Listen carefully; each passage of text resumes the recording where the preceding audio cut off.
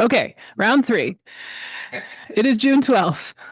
We are taking public comment on items not on the agenda. Nobody here in chambers had any comments, so we will now turn to Zoom. I can see that Daniel Brindell has your hand raised. You are welcome to speak. I shared a reminder just about please give your name and address and also keep your comments to 2 minutes. Thank you. Hi, I see there's something in front of my face on the screen. I don't know if is that a technical issue. We can hear you and we can see your one side of your face. Yeah. Okay. All right. There we go. Start here. All right. If I could start my 2 minutes now. All right. Hi. So, hey, planning board. Last meeting, you guys approved what will be one of the biggest buildings in the city, both across and up. You approved it in a lot that has always been historically residential. It's actually been a parking lot for pretty much ever. It's in a residential and historic neighborhood. As I've discussed with you guys, even the rezoning in 2022 was pretty ambiguous. It's not even clear that it was even done legitimately. Despite those issues, despite a lot of requests for peer-reviewed studies, because this rezoning was done, of course, during a pandemic when traffic is different. And it's about a lot that is used for a construction site for 2 active construction projects by the exact same company. There's reason to have some questions about some of the studies that came forward. Those were brushed aside. I just want everybody in the room and anybody watching this to know this is not normally how planning boards operate. This is pretty bizarre. I know that a lot of the people in this room were sort of offended by the idea that you guys are a rubber stamp, and yet it was a single hearing. At the last meeting, I brought up, for instance, one of the members here actually violated the rules of this board and the law. Ben Spencer, who is in the room, can speak to the fact that his presentation was not about Elm Street, and that would clarify the entire thing. Again, this was brushed aside, as were many, many, many issues. If you guys don't want to be seen as a rubber stamp, just deliberate more, spend more time on it. You guys asked more questions to the planning director about what you could and couldn't do based on the form-based code than you did the owner of the property. You guys voted for the form-based code in 2022. You guys can have your own interpretation of that law that you voted and approved and passed and supported. You can't blame this on anybody but yourselves. You guys were behind this project before O'Connell even presented these plans when you approved the form-based code, which frankly deregulated the lot across the street, didn't give us appropriate notice of the fact that you guys were upzoning, and you upzoned without any sort of deliberation or due diligence. The planning board did as well, as did the city council. I think most of you didn't even realize that this had anything to do with the lot across the street. So this is me being deeply disappointed. I don't know if the average person knows, but in order to appeal a decision like that, we need to be willing to go on the hook for a giant bond. Lawyers are very expensive. O'Connell obviously has used every lawyer in town, which makes these kinds of things very difficult. I don't know why you are putting the public in this position. I don't know why you guys don't want to exercise more oversight. Why are you being a functionary of the planning department as opposed to an oversight over their plans, which would just keep Daniel, their that's 2 minutes. plans more legitimate and safer for everybody else? I think oversight is really important. I think this feedback loop has been broken if you guys can't listen to the public. And I'm just very disappointed by how little deliberation there was about how big and profound project there was. And again, George lied during his disclosure, and I wish you guys could deal with that. Thank you. Is there anybody else on Zoom who would like to give comment? I don't see any raised hands. Okay. All right. With that, we will open our first hearing, which is for a site plan review by Michael Schaefer for a 16,000 square foot building and site changes at 106 Industrial Drive, map ID 24B-88. Is there a presentation on behalf of the applicant? Thank you.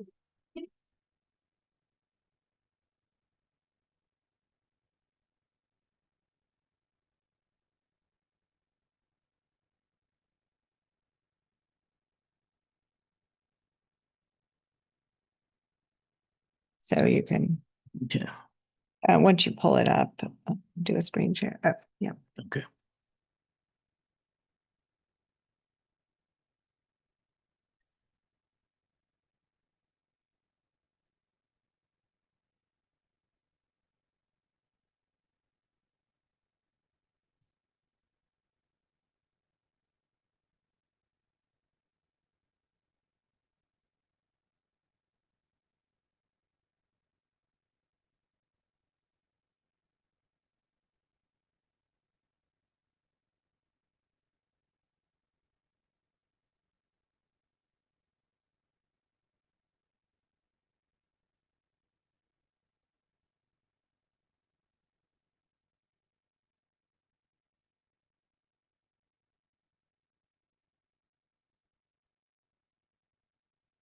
Okay. Where was the screen share?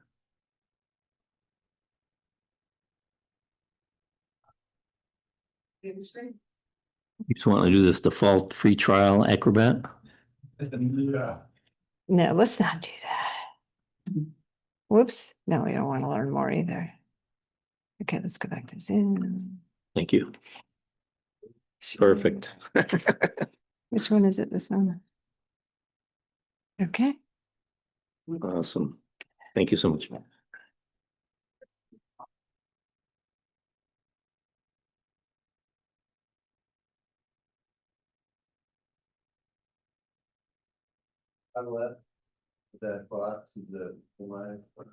Yeah, no, it's what I've been hitting. It's not working, so I'll just push it out of the way.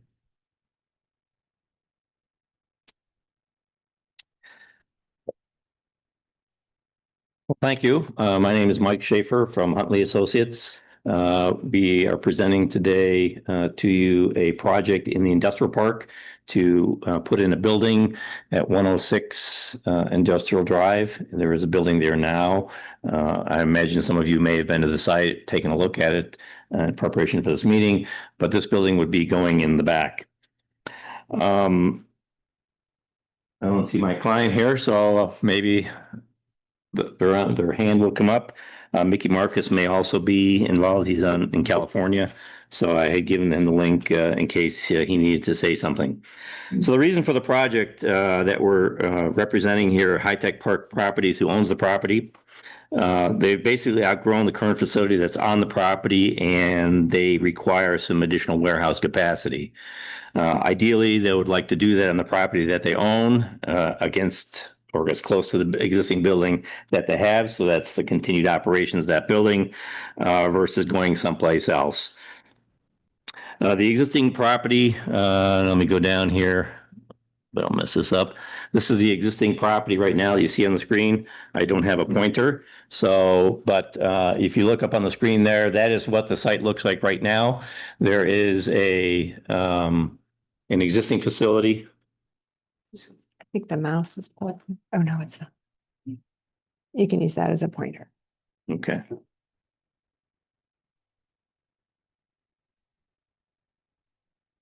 My wife owns a laptop. She's a school teacher.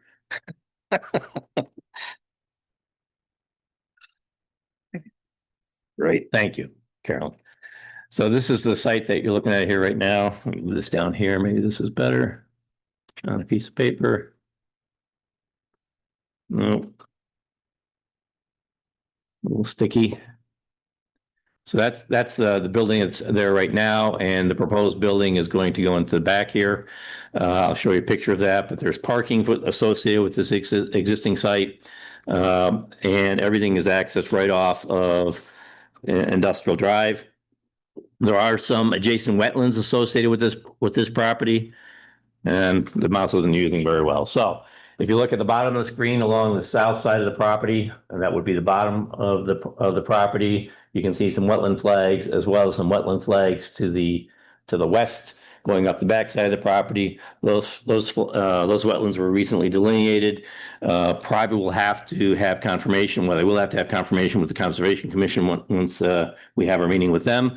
But those are the delineations right now, as it stands right now, and the project has basically been built around between the wetlands and the existing building and existing parking. The proposed project is about a 16,000 square foot industrial warehouse. It's not going to be attached to the existing building predominantly because we've already met with the fire department. We've actually met with Carolyn a couple times and Concom a couple times about this project. We're keeping a separation for fire reasons. If the client or the applicant should ever want to connect the buildings, they will have to make some special provisions for fire safety and things like that between the two buildings. But right now, we're about 12 foot away from the existing building. It's just under 16,000 square feet. And the project is associated, it comes with some additional parking, some improved and actually upgraded and changed stormwater management design, as well as a bunch of different site-related improvements. Access is still through the same. You don't have a mat or anything, do you?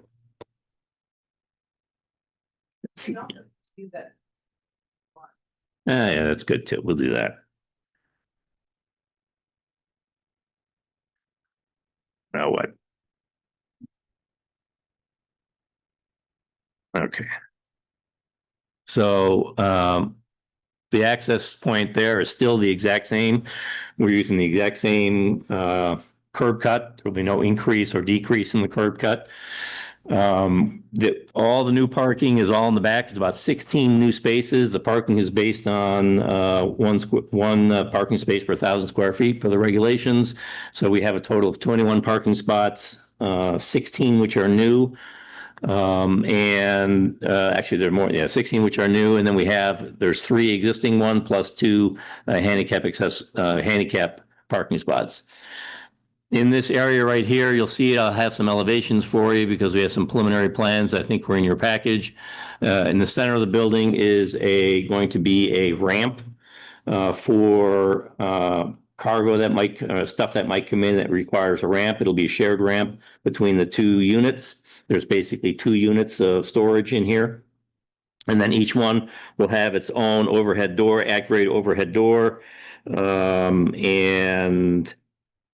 And I'll show you a little bit more about that when we get into that. But basically, there's a number of existing spaces all off of the front, and then all the new spaces along the front of the new building, along with a concrete curb cut, and a concrete sidewalk. There's some accessible ramps that we've provided between the 2 buildings just to provide some handicap accessibility if that should ever be needed. And we've also included some bike racks per Carolyn's recommendation between both buildings so that both buildings could utilize the bike rack. Most of the offices that are really associated with this project are really in the existing building right now, since everything else is really industrial storage. But they will have an office in there in case somebody needs to do some paperwork in there or not. But they're not really anticipating somebody's going to be there 24/7 or anything like that, not working out of that on a regular basis. There's a privacy right in the back here. We do have a dumpster right there. And it'll be enclosed, fenced in dumpster with a privacy screening so that you can't look into it.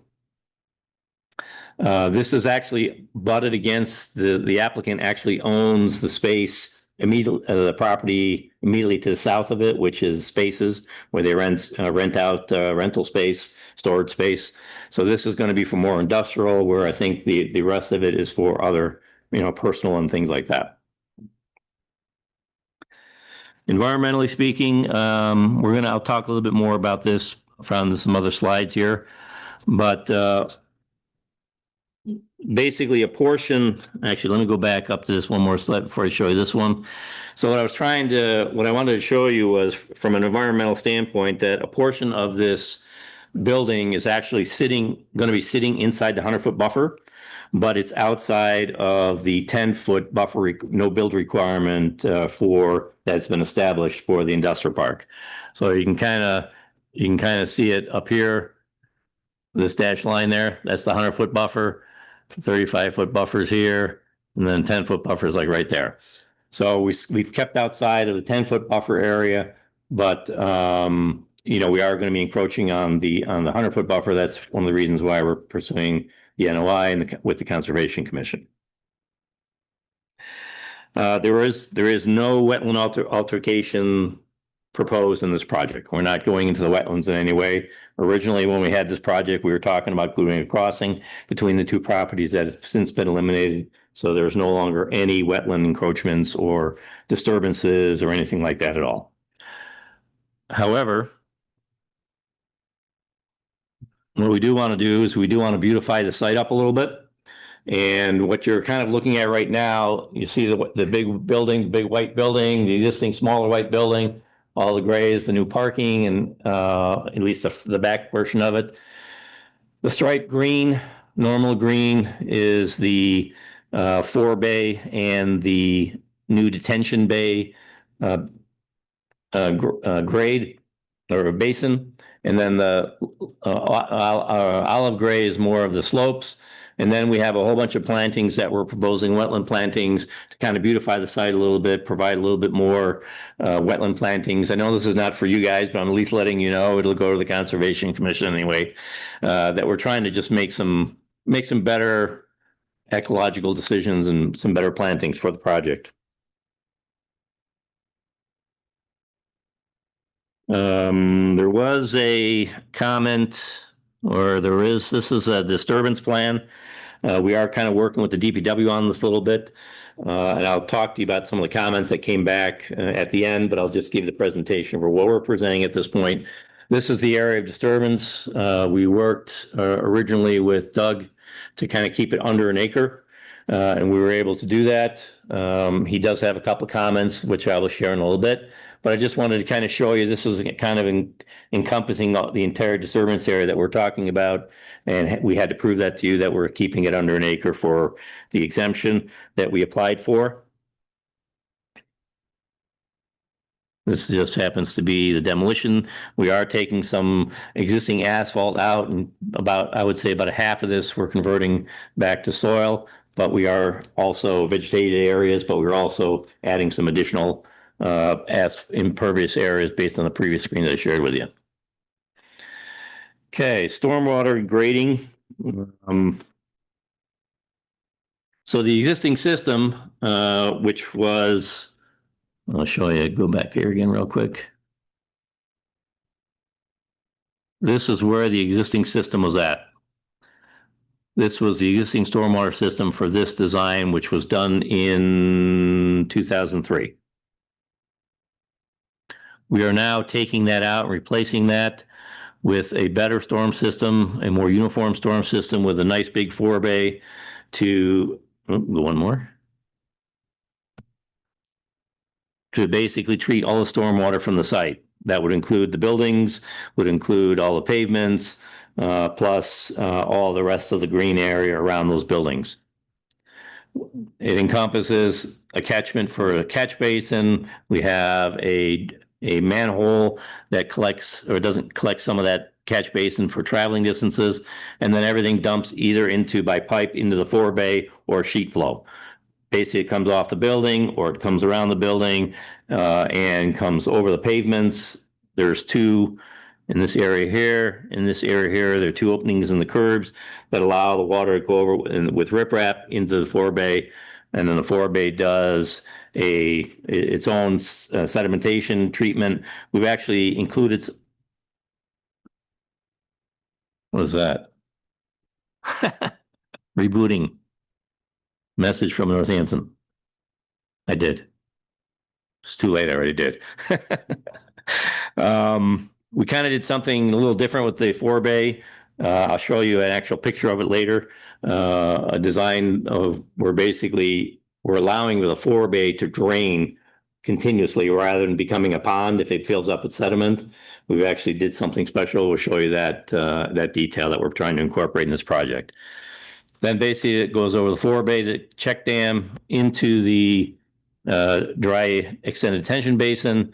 And then from there, an outlet structure gets controlled through an outlet structure and then discharges basically back into the same channel as the existing.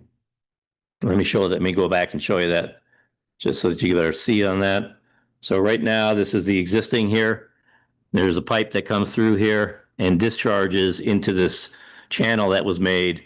That then goes into a drainage swale that was created by the industrial park back in the early 1980s as a means to provide the industrial park clients to be able to shed off their water from their site so they could develop them. There were a couple comments from DEP on that as well. I'll show you that. I'll share that with you as well at the end. So in doing our stormwater report, and Doug's not here, but he had some comments that we were trying to address. One of the comments, I don't think he understood some of the stuff that we put in the stormwater report. We tried to be very conservative. And I sent him something today, but I'm going to get with him again anyway and kind of explain what we did. So when this site was first developed, it was developed in 2003, and the precipitation rates that were used back then were less than they are now. So in taking a conservative approach for that, what we did is we used that pre-existing rate, which was lower than what they are now, means it's going to be a lower outflow requirement. In other words, a pre-development discharge rate. And so then what we did is when we built out the project, like so. So what we did is then basically we used a higher precipitation rate, which had a higher flow, and we just made sure that our higher outflow rate would be less than the pre-existing. So in other words, he used a precipitation rate that was lower than what we did, but we maintained a lower outflow rate than what the pre-precipitation rate was. So we were just being ultra conservative. So we got to make some changes, though. He asked for some changes, and I think we can do that. Shouldn't be with any problem. There were some recharge requirements. I know, Carolyn, you had mentioned something about recharge as well. The existing development used an at-grade stone embedment around their building. We were thinking of doing the same thing, although we were at first we were trying to use below-grade infiltrators, but we were concerned that we didn't want to go any lower than the current existing detention pond, for fear that groundwater is going to be below that at some point. So what we decided to do at this point is we have some stone in the back, and we're probably going to take a look at trying to do some more stone. We're actually thinking about going back to the fire department. They had made a request that we put a sidewalk around the building. I'll talk about that in a second. But rather than making it solid concrete, we're thinking of possibly using like a paver, a checkerboard paver that we can put stone in the middle and use that as some additional recharge purposes. TSA requirements, we did a bunch of removals regarding sweeping, roadway sweeping. We had a deep sump, we had a deep manhole, sedimentation forebay, extended forebay, and all of those things are in our package that you have seen relative to maintaining them on a regular basis for an O&M plan. There are going to be some new site utilities, apart from the drainage. We're going to be providing, in working with the fire department, we're actually installing a new fire hydrant on the property, which is right here. Which is right there. And the reason for that is because when they have their pumper truck, they need to be able to have 250 feet around the building with their pumps, since this building will be sprinkled. So the new water main coming in for the hydrant will be for potable water as well as sprinkler water. Also, there'll be a new gas line. All the sewer can be connected to the existing sewer system. There's an existing sewer manhole. So everything worked out pretty good relative to the utilities. There were no real big issues other than the fact that we're putting in a hydrant for the fire department. They had also requested that we put sidewalks around the entire building for safety purposes for the fire personnel. But we're going to go back now to Natalie and talk about possibly, rather than having solid concrete, doing something a little different that will promote some additional drainage, especially surcharge drainage or recharge drainage. And lastly, I only kept the slides that I thought you would be most interested in. This is kind of just the layout. This is subject to change once the project architect gets involved. But for now, we needed to do some preliminary planning, and this is kind of what the client was looking for. Obviously, there'll probably be some minor modifications relative to making sure that we have, proper egresses and stuff like that. But we're pretty confident this is pretty close because it's very similar to some of the other ones we've done. But there will be, once the project architect gets involved, we'll know more. Now, this is going to be a pre-engineered building, just like the one that's there now. Again, trying to simplify things, make less disturbance for big foundation systems, those kind of things. But basically, there's two storage bay areas.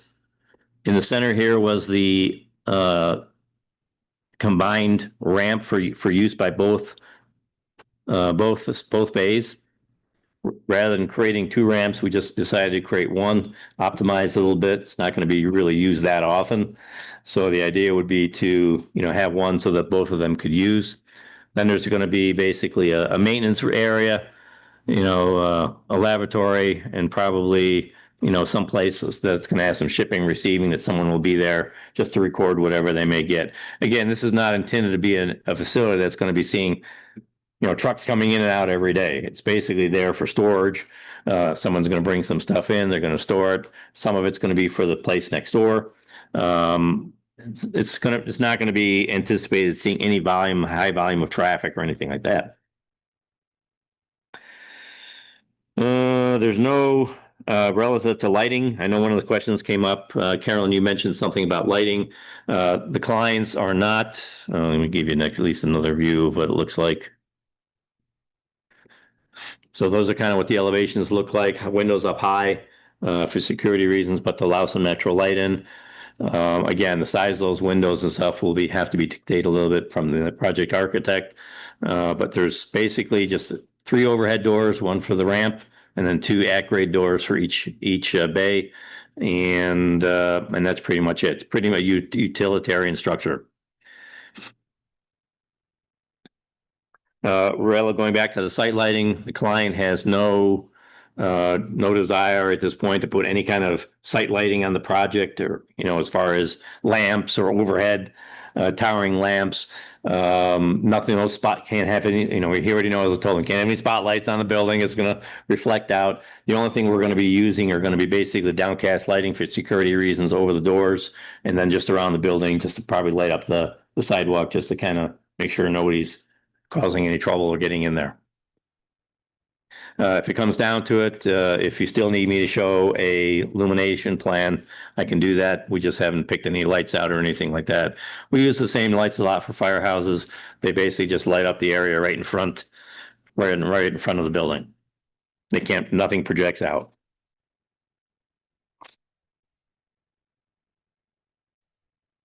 And that's pretty much it at this point. I will go over some questions if you want me to, Carolyn, that were presented to us relative to this package. One of them was the issue of the disturbance area. A comment came back that they would like us, or that we thought we should include the disturbances for the plantings. And that would be this area here specifically. And this area back here again. It's trying to reboot. That's what the problem is. Oh, am I speaking that long already? And then in the back.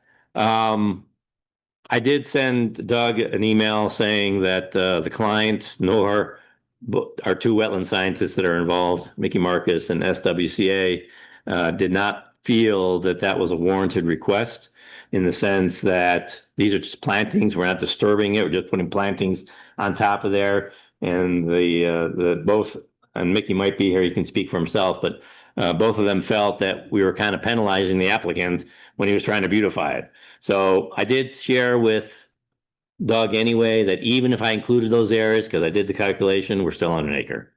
So 1/2 dozen, or doesn't matter, it doesn't really make a difference. It's still under an acre, but it's a lot closer, obviously, to an acre than it was before. It would have been 0.96 versus 0.91. Hey, Carolyn, does the acre threshold have anything to do with zoning? I don't think it does. I think you're maybe some nippities stuff, but we're not concerned with nippities. So Okay. Maybe the Conservation Commission would care about that, but I don't think we Probably. do. So the issue is whether, if it's over so the same stormwater analysis goes into a major project like this as would stormwater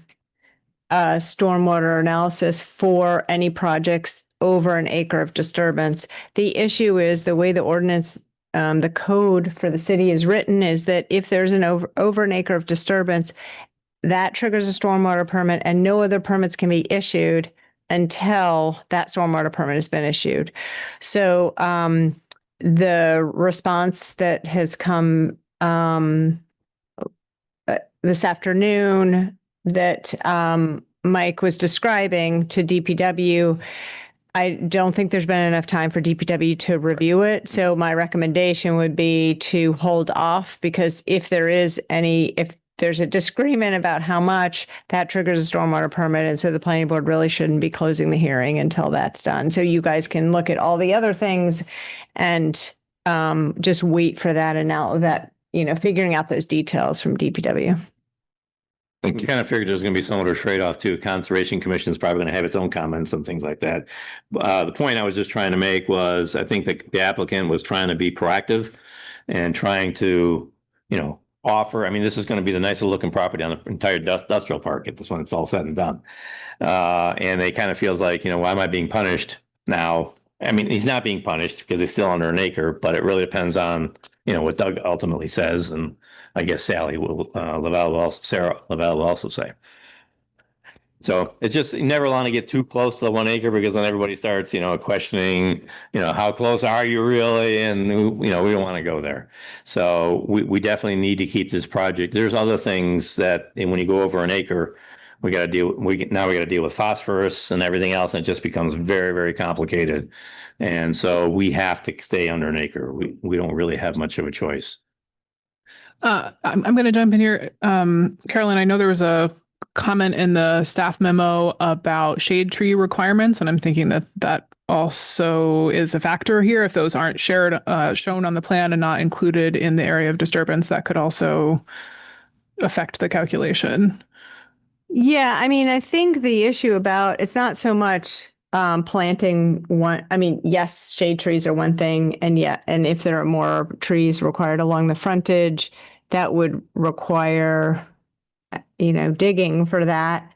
I think in total, it's really about what kind of equipment and how much excavation is going to be required to put all of those plantings in, as opposed to just a one-off hole that you're digging for a tree.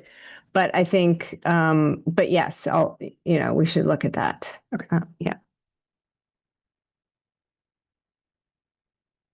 So what is the frontage of this property?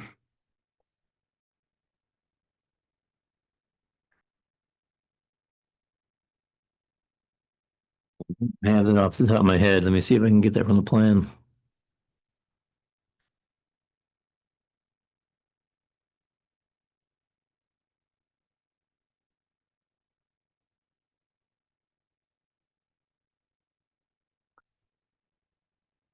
I don't have that. Do you happen to have that form?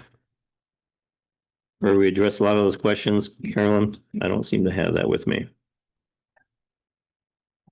Looks like there's an arc that's 172 feet, and Yeah, I was looking for the zoning segment application form. is 55 feet. So that's 227. And what is it, Carolyn? Every 30 feet, we need a tree. So that comes out to 7.5. So I guess 8 trees. And I know there are some trees already shown. Yeah, I think there were trees already along that entire road.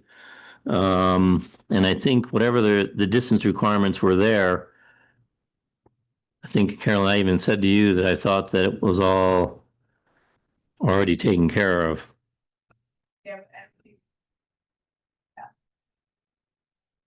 I'm sorry, I don't have that.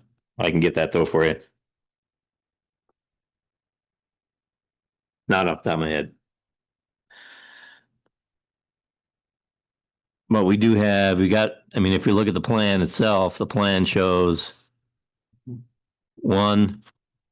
There are other ones here. These are like in the right of way. One. Then there were 2 down here, 2, 3, 4, 5. So right now there's 5.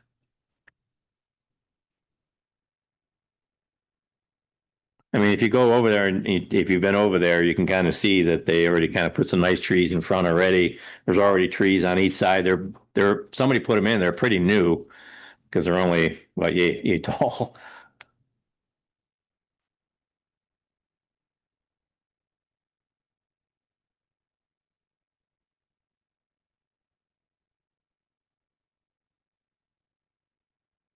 Now you can kind of see them here now. 1, 2, 3, 4, 5. So. And this whole area here now is going to be vegetated around the end. If you haven't been over there, I would encourage you to go take a look.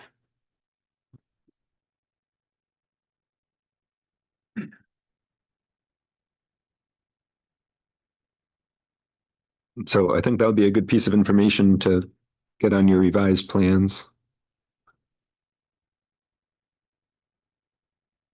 Well, these are definitely the trees that are there. Because I made sure they put them on. I just didn't know I had the number. Sure. I see 5 also. Yep. Which is less than 8. So that would be a good thing to think about with the revision. What was the distance requirements again?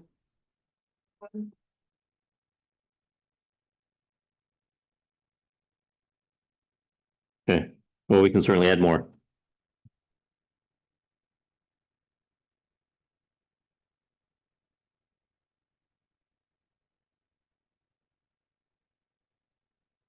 See if there's any public comment.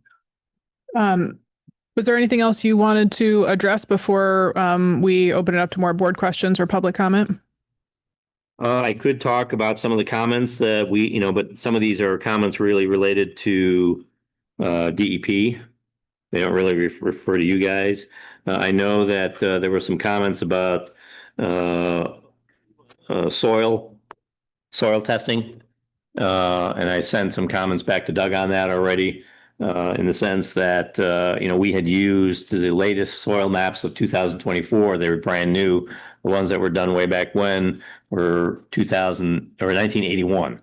So we had much more information. We didn't actually, there was a question about, why aren't you going out there and digging new test holes and things like, and redetermine what the groundwater elevation would be.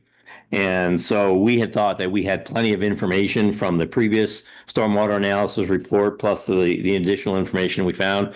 We're just basically trying to save the client some money rather than having to go out and re-get the whole information again. The other thing is our detention basin is actually higher. The bottom of the detention basin is actually higher than the current detention basin, as well as higher than the current bottom of the swale. So those are dry systems. So there's no, and it's also, the new detention basin is between those two features. So there's no way that groundwater would even be higher than it is. If it isn't in the 2 bays that are lower, it isn't going to be the bay that we have. So we were just kind of using some basic engineering judgment, and we didn't go out and do updated perk tests or updated soil analysis just because they've been done in the past. So that was we're relying on, I guess, Doug to do the stormwater review. So it really, yeah, I sent Doug says it's okay to him, so he's going to comment. It's okay with us. Yeah. Yep. So we're good with whatever soil data he wants. Yep. And you're going to be in front of the Conservation Commission, so they might be interested, but Correct. I don't think we're going to be interested about that. Correct.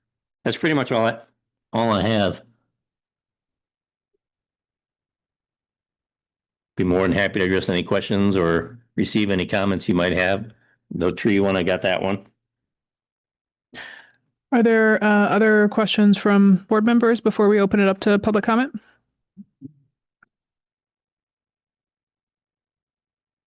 Just one for Carolyn, perhaps. We did talk about lighting a little bit. The applicant describes generally speaking, the kinds of lights that they're looking at, but that they haven't chosen fixtures, et cetera, yet. But your staff memo notes that we would need to see specs. Is that a proposed condition for issuing a permit? You could have, you could issue a conditional permit that just clarifies that they have to show by the time the CO rolls around that their light meets both the light levels and the color temperature. So that will be that could be part of the building department review. Okay. Especially because they're overhead, it's not site lighting, it's just over the overhead doors. Okay, great. All right. Well, I think at this time we'll open it up to public comment. As a reminder, we're going to take comment here in chambers, then on Zoom. Please state your name and address, and remember to address your comments to us on the board, and we will sort of collect them and then discuss them and ask for clarification from Carolyn or the applicant as needed. So is there anybody here in council chambers who would like to give public comment about this project?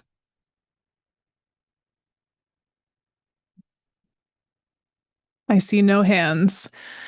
It looks like we may have somebody on Zoom who would like to give comment. I think this may be somebody connected with the applicant. So yes, we will move over to Zoom now. Carolyn, is there anybody other than? Okay. All right. Mickey, I can't see your last name. Yeah, Mickey Marcus. Hi, everybody.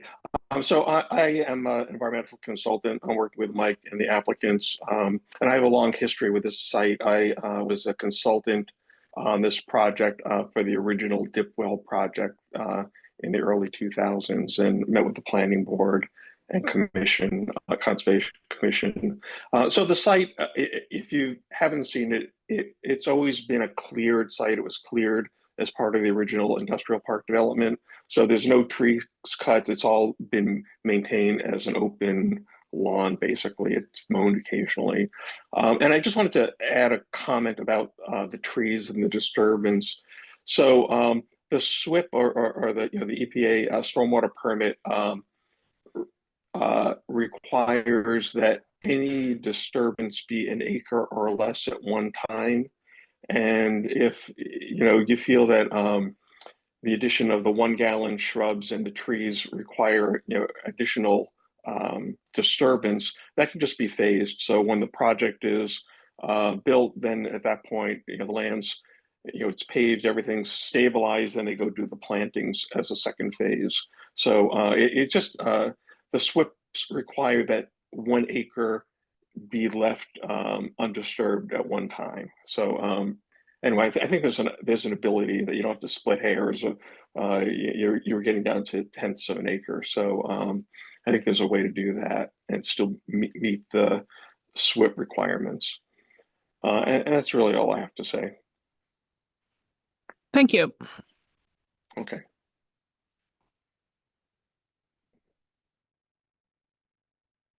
When are we putting this on the? When is this going back on the? Well, I don't know that it would take DPW that long to review. Again, the comments came in this afternoon, so they didn't have time to review. Your next meeting is June 22nd, 26th. That's in 2 weeks. Sorry, let me just make sure I have the date. 26th. You do have one other permit in addition to the joint public hearing.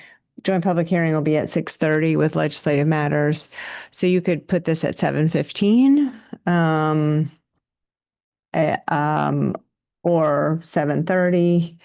And I think 2 weeks would be appropriate. I think the Conservation Commission will also meet that evening about the project, although your permit is not doesn't have to wait for Conservation Commission. It's really just ensuring that the stormwater questions have been addressed and that there's not a need for a separate stormwater permit. You can make a motion to continue it. Well, before we do that though, let's see if there's any other things we want the applicant to do on the plan, so they know when they come back here, we can get that addressed also. Right. So we've heard we want some clarification on meeting the requirements for shade trees along the frontage. Obviously, the stormwater permitting requirements and DPW comments need to be addressed. Lighting, it sounds like, can be handled administratively. I'm looking through staff comments now. Bike storage, I believe, has been addressed. Are there other proposed comments, changes, adjustments the board would like to see when the applicant comes back in a couple of weeks? We didn't really talk about traffic. I know there's no traffic mitigation in the industrial zone anyway, and this is, a warehouse building, so we don't really think it's generating a lot of traffic, but we just didn't talk about it at all. Definitely not going to be Coca-Cola. I've worked over there. Yeah, I mean, you would basically be accepting a waiver for a full traffic study based on the conditions that, it's a warehouse storage and that there isn't a requirement for offsite traffic mitigation anyway for incremental increases in trips generated. Okay. That's a question. Is there any possibility in reducing the number of parking? I mean, the parking right now is designed based on what's required by code. But based on my understanding, and I'll get clarification from the applicant, there's not going to be a lot of people working there. It's not like it's a hotel or anything like that. There's going to be people coming in and out, but there are not going to be lots of vehicles there. But I want to get clarification just for sure from the applicant to make sure that I understand his exact use and how many vehicles he plans on getting there. But this seems like a good site, especially since we've got wetlands on two sides, that if we really don't need all that parking, I certainly would like to reduce the amount of impervious surface if possible. Is that something that I think it's a good thought. I guess what I would caution against is as a board, we're looking at, of course, the proposed use now, but what if it becomes a paintball facility 10 years from now or something, like, so I think that's something we on the board should weigh as we're thinking about that. I mean, I would certainly so normally, entertain. not to interrupt, sir, but normally what we do in a situation like that for like churches and things like that, sometimes the parking spaces for church requirements are so grand, right? Because they assume X number, whatever, right? Right. And a lot of times families are going there. Not everybody in the family is obviously driving. Or even when we've done a couple apartment complexes in Amherst and things like that, where the Pioneer Valley buses are going right through, and the manager has seen on the existing spaces that only 80% of the spaces are being used. So what we've proposed is we'll show where parking can be placed to meet the code. But that if the applicant's able to show to the board that, I don't need 21 spaces, right? Spaces are going to be, 4 or 5 spaces are going to be empty. Rather than build those out, best to leave it green, but protected in the sense that if for whatever reason, a paintball facility, assuming that's a use that can be used there, which probably would require even more parking spaces than industrial use, but Right. Then those parking spaces could be always added in. And that's generally a condition that we've seen, in a situation like that. But I don't know what the city of Northampton, feels like about stuff like that. Well, there are two things. First of all, there is a provision in section 11 section 8, where the planning board can grant through site plan a 20% up to a 20% reduction, and more with a special permit. Actually, the general industrial district doesn't require any parking, so they don't need to provide parking for this use based on the table. There were several districts in which the city eliminated parking. General industrial is one of them because it's such an isolated place. If there happens to be extra parking or cars, there's not an impact of spillover. I mean, industrial drive is very wide. It's not like you're spilling over into a neighborhood and there's lots of turnover with traffic. So that's why general industrial has been eliminated. So yes, you don't have to have all the parking that is shown. So they wouldn't need to apply for a special permit. It's basically right. Right.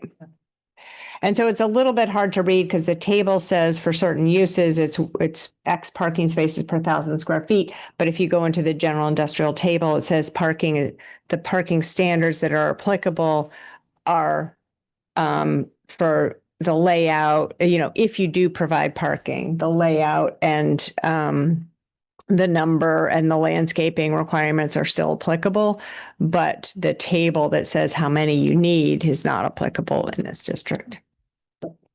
So We don't even have to issue a waiver if there is a reduction. Right, so you- from what's currently shown. Altered plans that reduce, the parking spaces and therefore the impervious surface, and then you can And eat disturbed even area. away from the disturbed area. yeah, so we don't have to. Plant trees. No, I mean, just, that's because I know they're not going to use it all. Yeah. I mean, Well, I mean, it's that's awful, It's ridiculous. the whole reason not to have Okay. the Yeah, requirement. well, you can expect it's going to be reduced then. But I got to talk to client to make sure that it still has enough. Sure. So that's going to even help even more with the disturbance area. So just to clarify with the disturbance area, Carolyn, just so that you know, so what I provided Doug is I provided him a value that if I included the wetland plants per his descriptive area, we're still under an acre. But it was too close.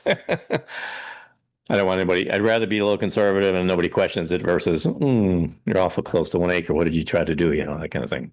Yeah. Well, we're happy for you to reduce as many parking spaces as you want. I'll talk it over with the client. So George, it's clear that George, your mic. Thank you. 10 years from now, the business does expand or it becomes a different nature. They want to add parking spaces. Then we look back at these plans and we say you can go up to so many, 21 spaces? They come back to us and they want to expand. Does that then change the disturbance calculations or the stormwater calculations? So it would, any change so if they come in with a plan that shows 5 spaces and in 10 years the use changes and they want more, it's a site plan amendment. So it comes back to the board.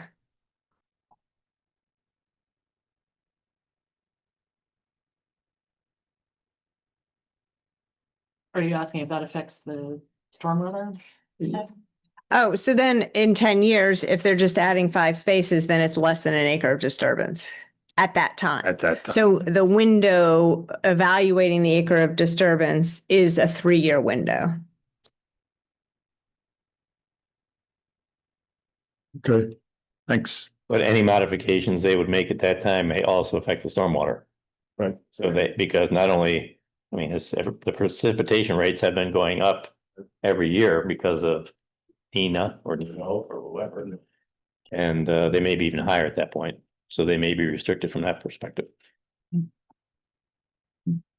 My only other question is currently there's, I think, 1 dumpster on site, perhaps 2 large dumpsters on site for the existing business. And I see that you have a pad spec'd out there which is probably only the size for one dumpster also.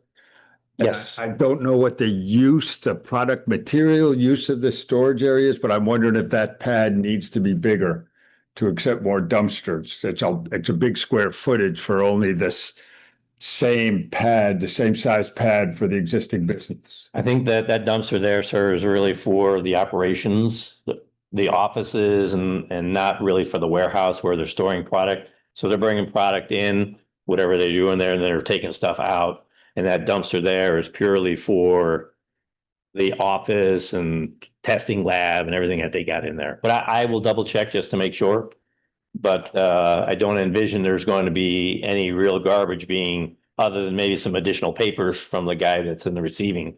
They're not like taking excess storage material and dumping it out. If that's what you're thinking. Well, yeah, I'm just thinking of all packaging materials. It's a huge space. I'm trying to envision what the product is, and it's none of my business really, but that it usually comes with packing materials, shipping materials for a square footage, a building of that size. So I just don't want to hamstring us early on with a small pad, and then that too would change your calculations, right? Yeah. Well, what we can do is if we're going to eliminate some parking, we'll have more room and we can at least show dedicated space. Maybe we just have the 1 dumpster for now, and if they end up needing more space, we can show that, and we include that expansion in the software. I think that would be helpful. Okay.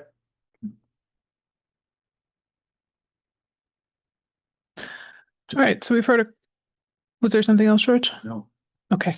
So we've heard a couple of things we'd like to see on revised plans related to the shade trees. Sounds like we may be seeing a reduction in parking, though that's up to the applicant, and also maybe some capacity for additional dumpster or refuse storage appropriate to the use.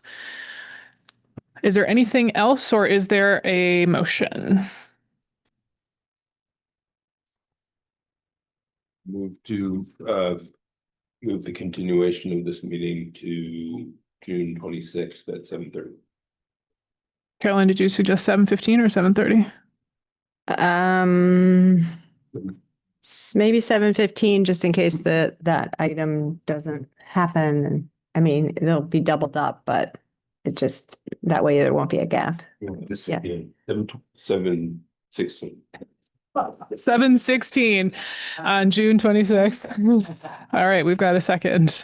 All right, all those in favor to continuing on the 26th at 7:16? Unanimous. Great. See you then. Thank you. Can I ask a follow-up question? Yes, I think the hearing's still open, right? This is locked. I can't get the thumb drive out Oh. without. That wasn't the question. No, so in the next meeting, assuming that, because I'm not sure if, obviously we wouldn't have met with the Conservation Commission yet. Would the planning board be able to, if everything was addressed to your liking, be able to give additional approval pending Concom approval? We can make issue approvals without Conscom. We can't without stormwater, but we can without Conscom. I will say that one of the big outstanding issues is wetland. And so Second reboot. that may have an effect. The Conscom's response to the wetland plan may influence our decision. So I'd prefer to wait until Conscom acts. I thought Sam, can you turn your mic on? we don't, what our Comscom's decision is like we're unrelated to Comscom, like they're separate decisions. Yeah, okay. I'm fine if this isn't an issue. It just strikes me that if Conscom were to respond by saying, no, you got to make some changes that in turn affected what we do have. Yeah, this seems to happen all the time. It is what it is. Yeah, they just have to come back to us again. Right. So it doesn't impact, because then they wouldn't be able to move forward with the project as proposed if Conscom can. We get to see their faces and it's like wonderful. They'd have to come back with an amendment. Right. Good. Thank you. Thank you very much. All right. I would like a 2-minute break, and then we will move on to our next hearing for 111 Holly Street. So moved.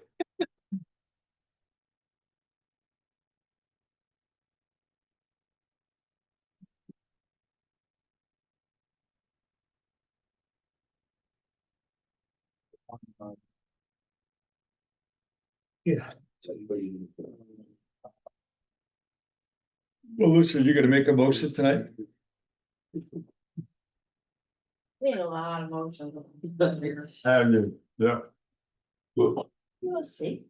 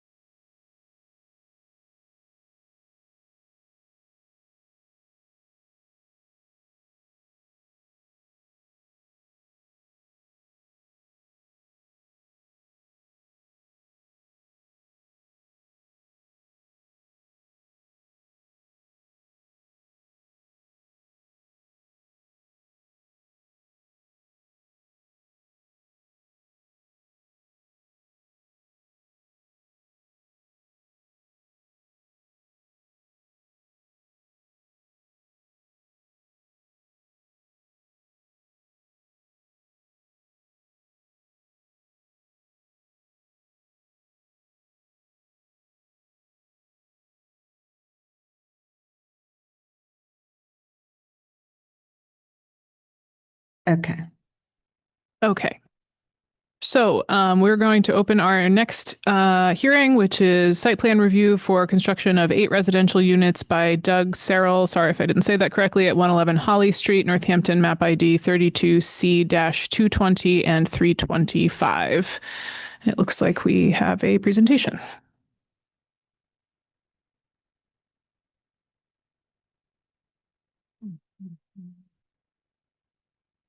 Hello, good evening. You did pronounce that pretty close to correct, as far as I understand.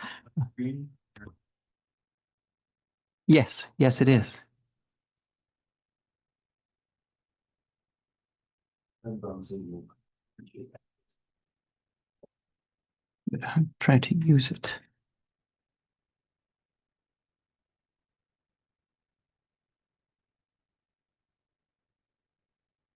All right. Thank you. Hi, my name is Doug Searle. I work with Berkshire Design Group. I'm a landscape architect. We're at 4 Allen Place, Northampton. I am here along with Scott Laidlaw and Dan Bonham with Bonham and Douglas Architects. We're here on behalf of Norwich Properties LLC for 111 redevelopment at 111 Holly Street.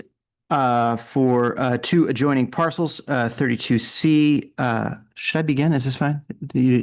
Okay, great. 32C 220 and 32C 325 that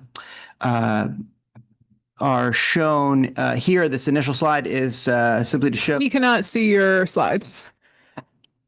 Pardon me for a moment. See if I can correct that.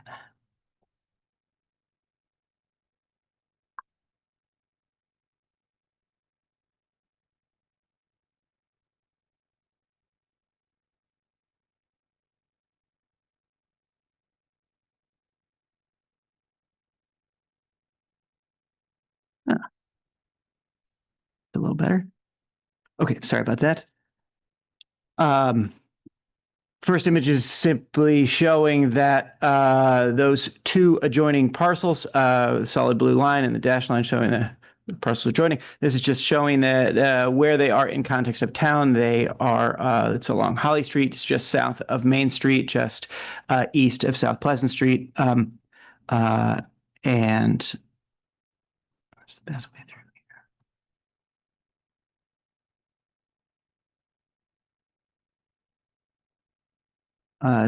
The image here, just for reference for everyone on Zoom and for members of the board, that site is turned sideways here. So north is to the left, image left. This is an image just of the parcel existing conditions showing that it is in yellow. This is just a zoning district adjacent uses. To the north and south are commercial developments to across Holly Street. To the east is residential development in the URC district. And then to the west, the parcel abuts a active railroad.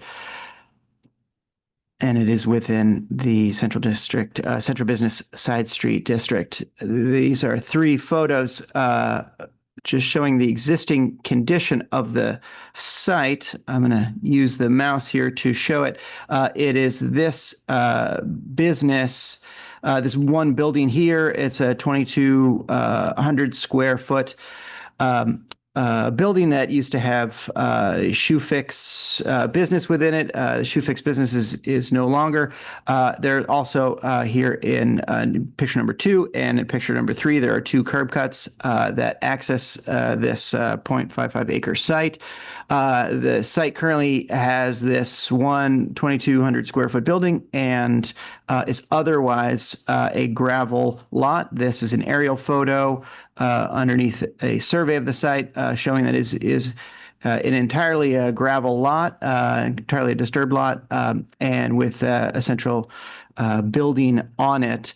And one unique feature to this is that underneath this is the Market Street Brook culvert. It's a tunneled culvert from, I believe, 1846 that runs underneath this site that we attempting to design around and not disturb. This next slide is the survey of the site. Reiterating that it's a 0.55 acre site with one building on site and otherwise no other development, no other vegetation along Holly Street.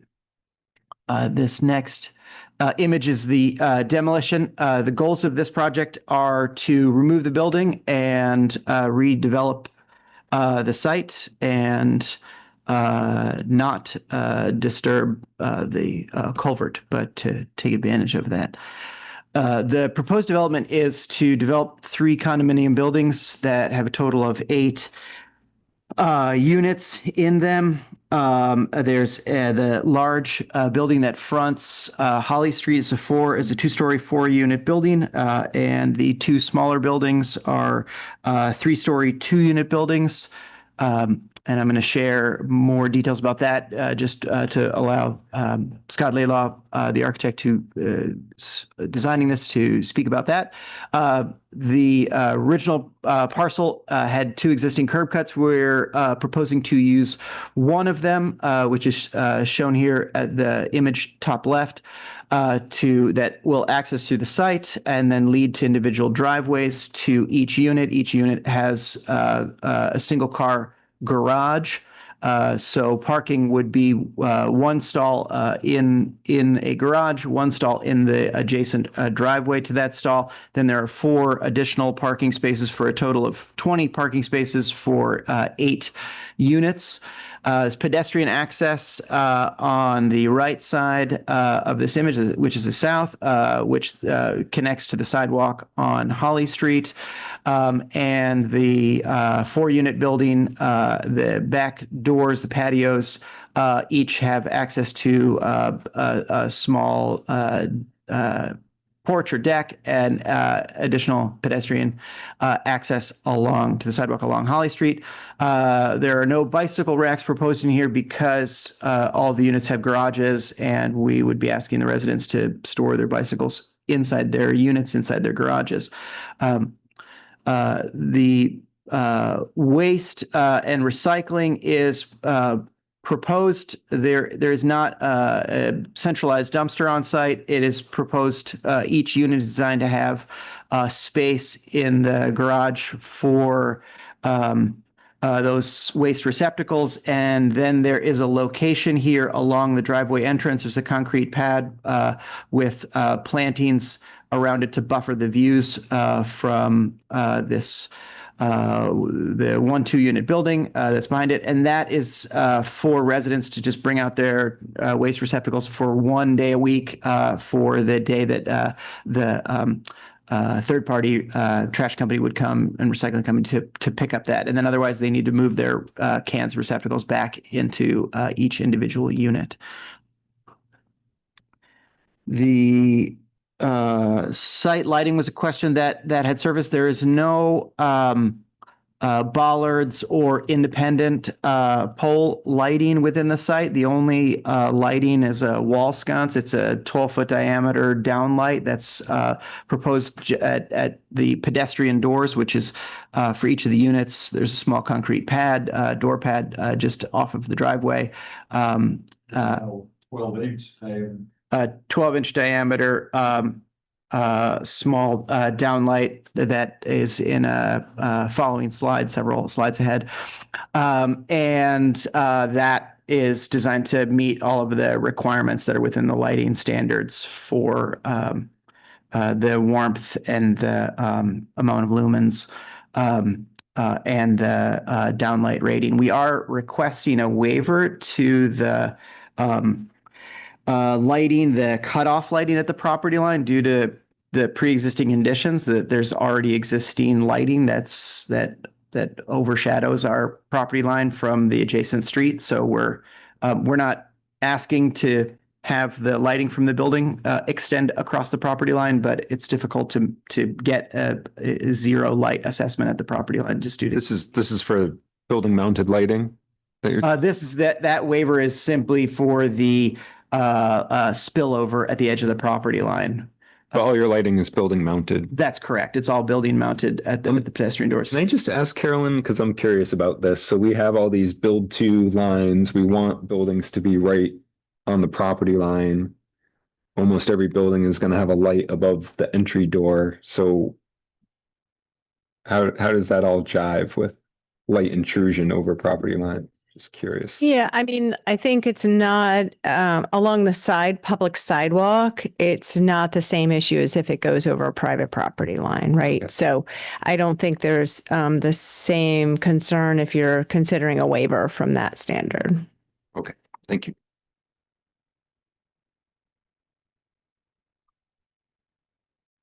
Oh, but it would be a waiver still? Technically, yes. Okay. We thought we would ask for it simply because it was a listed requirement.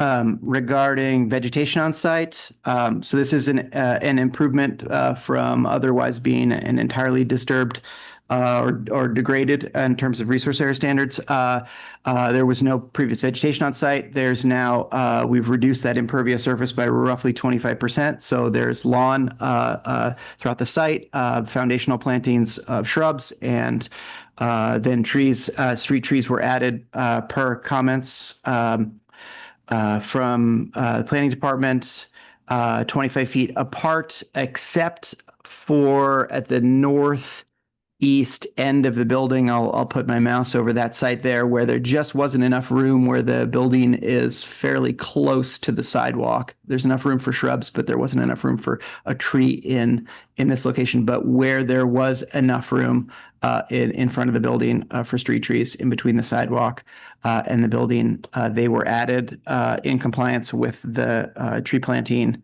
guidelines. And I believe everything that we're proposing to utilize in the site are regionally native species, appropriate in that regard, and intended for low maintenance, and no need for additional water once established. The stormwater requirements on site. This is the grading and drainage plan. Highlighted in red are the roof drains around the three buildings.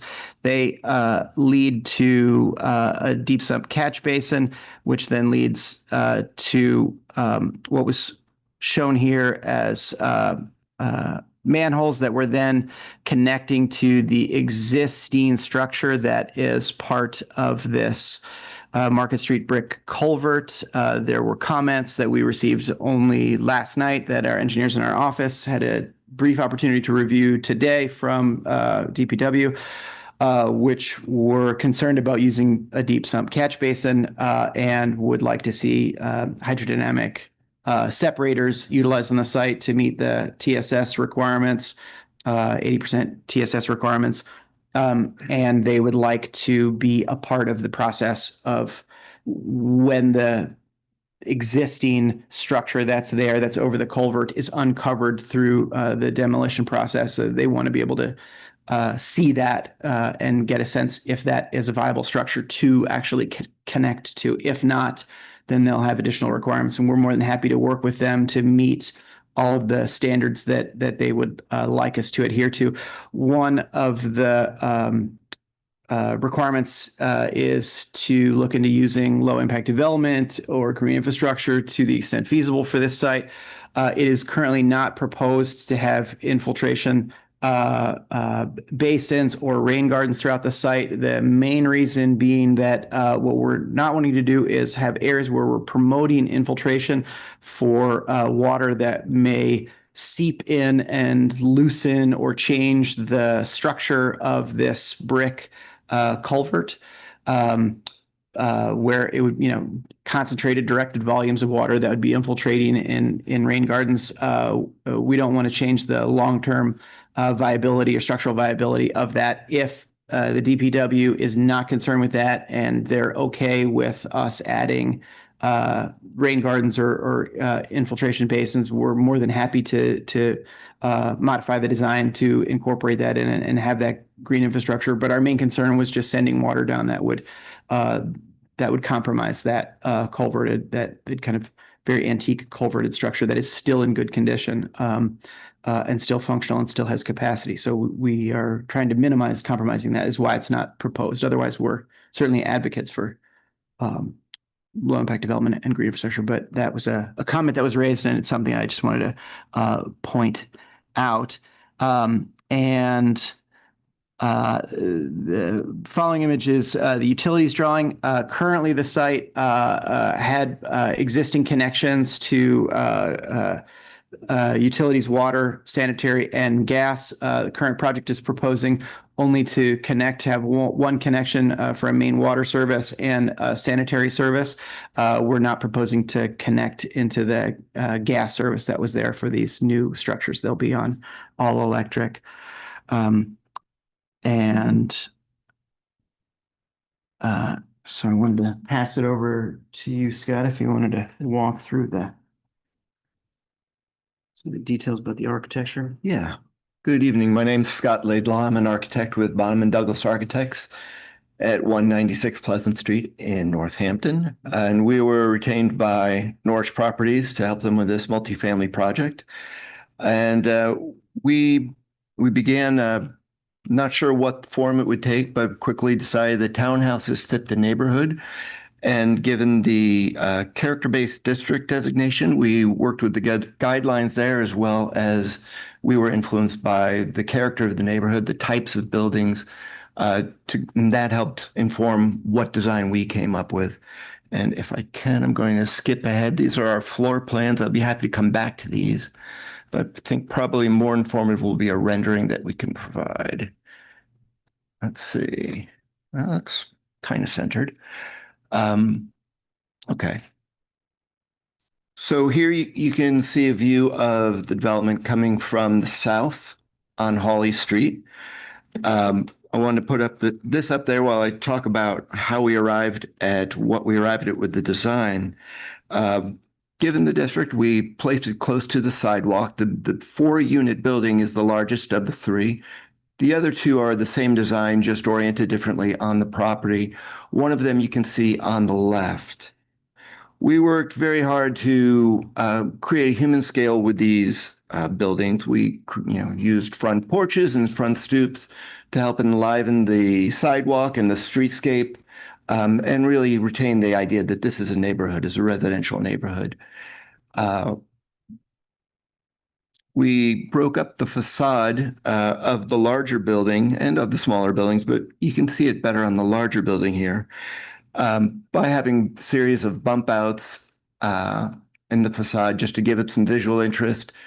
The units are repeating units. You can see in that main 4-unit building, the unit closest to us is actually a mirror of the other one next to it. And that enabled us to create a gable end facing the street, which gives the building visual interest and further breaks up the massing of the building. On top of that, we also are using different cladding materials on the building. And the idea there is, again, break up the facade, use some different colors, and give it a greater bit of depth and detail. The eaves are facing the street. That echoes many of the other buildings on Hawley Street. The shed dormers and the gable are also features that you see on a lot of the houses in the neighborhood. Across the street from this site, at least 150 feet in either direction, are multifamily houses, some of which are townhouses or row houses. And so we took some inspiration from those. The articulation was inspired by a house on Eastern Avenue, or a set of row houses on Eastern Avenue. And the multiple types of cladding, like clapboard or board and batten, that we're using were inspired by that as well. The smaller building closer to the street that you can see on the left, we have also articulated that facade. We bumped out the first 2 stories and put a larger porch on it. There's a little bit of green space in that, which will make that a focal point for the streetscape as well. And I'll leave it at that. Thank you. Unless you'd like to see floor plans or anything like that, I'd be happy to talk about them. Okay, thank you. And yeah, that's all that we have. So I wanted to open that up to you guys for questions.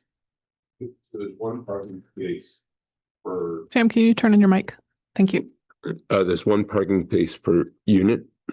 There's 2 parking spaces per unit. There's one in a covered, in a garage, and then there'd be a parking space in that driveway outside of, Okay, so in front of of that, the unit. in front of that. And then what is this? There's some parking, outside parking done? There's 4 additional parking spaces that could be for overflow, visitors, family, and then there's a large 12-foot wide space for a hammerhead for a small emergency vehicle like an ambulance to be able to turn around. Got it. And those the behind parking space, like would a truck be able to actually fit in there? In this location here, Like the one closest to, I guess, Holly Street. they are like in this location here. They're all Yeah. I believe that they all fit at like a 9x18 space vehicle. They all fit a parking space. If somebody parked an extended bed 4-door large pickup truck, That would block the emergency. That would like stop an emergency vehicle. that may that would extend. That would be a longer vehicle. I think that would extend out beyond that. But for the space requirements of putting a 9x18 space, that's what we try to design for. Yeah. In terms of pedestrian access to the site, I know you're showing the sidewalk to the southern end coming out into Holly, but of course the northern end is closer to town. I imagine people going to town would probably be going down that way rather than around. Did you consider also creating some pedestrian access that didn't overlap with the driveway on that other end just for access out that direction? We hadn't. There's a small, there's a utility building on the outside of this, which I believe was a plumbing structure. Sorry? Water service. Thank you. There's a small water service enclosure here, and adjacent to that, there's a covered roof here, but it's an open pad, and that's for mailboxes. So I bring that up because to be able to create kind of a common space for postal service access for where all the units would have their mailboxes. There's not a lot of space to fit in an additional sidewalk. I would imagine that people could walk down the driveway and just connect to the sidewalk that way, given there's not too many people or too many vehicles. Okay, but there certainly will be pedestrian traffic there, given that that's where the mailboxes is. But yes, fair. Yeah. Okay. And so the idea would be that you would park your car, walk in the driveway to go to your mail, and then walk to your house. Yeah, I would imagine you would park at your unit and then walk over to your mailbox and then walk back. There's not really a consideration that, I guess it wasn't considered that somebody would park their car here and then get their mail, and then maybe that would. I understand. It just does seem like a slightly sharp turn, and there are presumably 16 cars pulling into this place. Yes, that's correct. So there could be, we could reconsider additional sidewalk to have kind of more of a pedestrian connection through here, or a crosswalk, and utilize. Or could you put the mailbox on closer to the actual walkway that you have on the south side of the building here? Yeah, I'm so confused about what south is and north. Well, thanks. That's good. That's a good point. North is to the left, and south is to the right. I mean, you have a walkway there, so it's certainly possible to consider that. Yes. Yeah, we'd be happy to consider that if that's something that you'd like us to consider.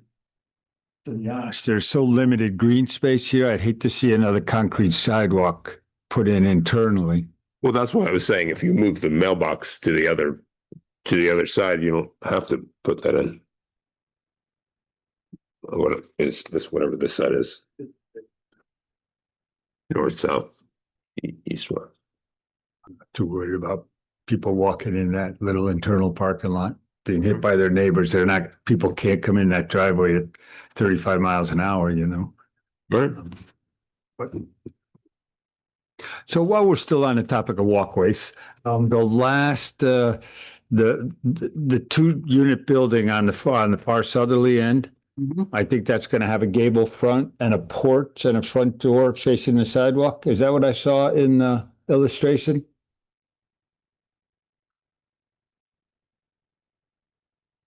So which building are you? The far southerly one. The far southerly one. No, those don't have a large gable the same way the one on the street does. The one on the street has that for visual interest. The ones that are only 2 units just have a shed dormer. I can show you an elevation. I don't have a rendering, but I can show you an elevation of that building. So this is the facade. Can you see the mouse? Yeah. This is the facade that faces the courtyard. You can see the garage doors. And so there's a shed roof there rather than a gable. Does that answer your question? No, I'm sorry, I'm confused. Go back to the last illustration of where I can see the sidewalk and the larger unit and then the smaller unit on the left. Right here, yeah. Yep. So there's not a door there. There's a porch from the 1 unit. There is a porch there, but there's not an entryway into the house? No, there's an entryway to the house there. So there's That entrance. That is a front door.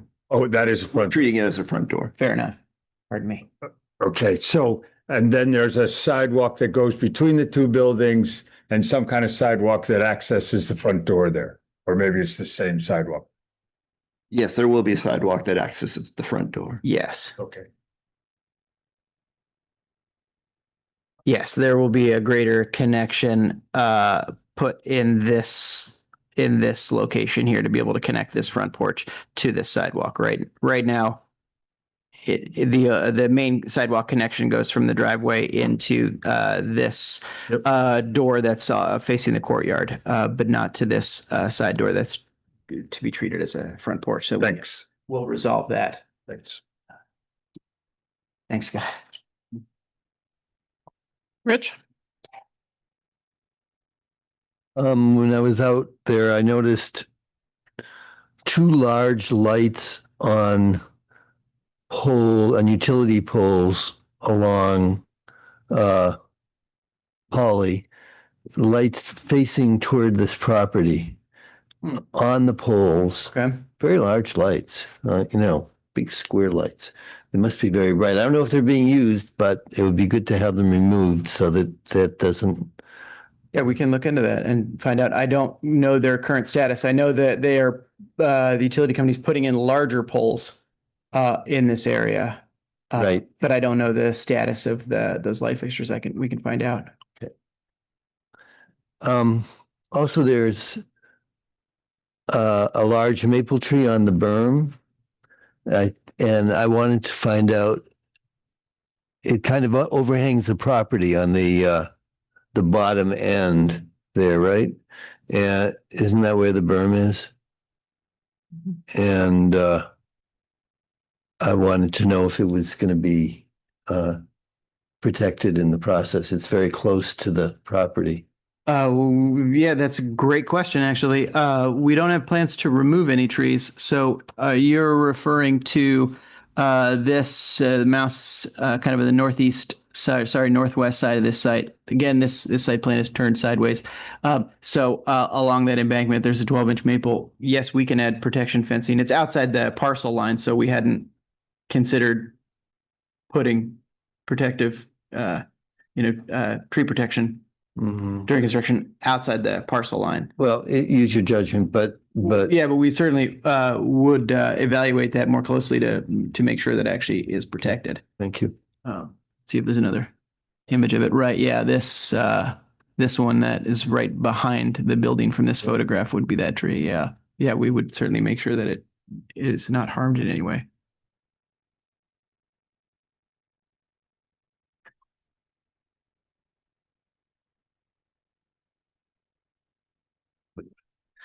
George, when we were out there, you had wondered about public seating along the road. Is that something that we should ask about?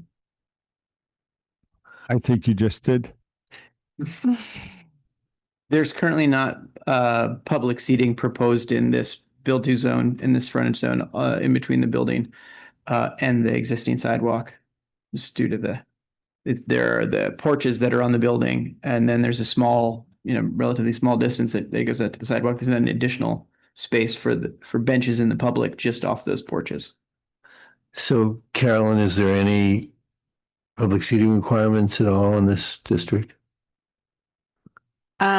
So this is, this building, the building is right up at the sidewalk, and I mean, it's because of the angle of the, property line, it varies, but, starting at that northeast corner, I think given the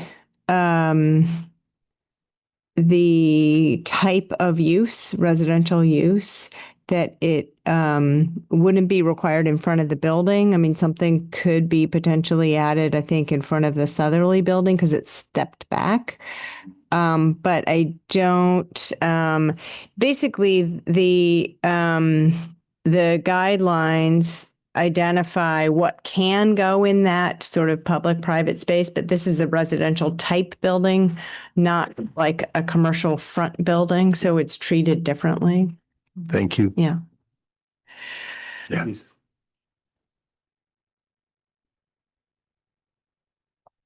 Other questions from the board?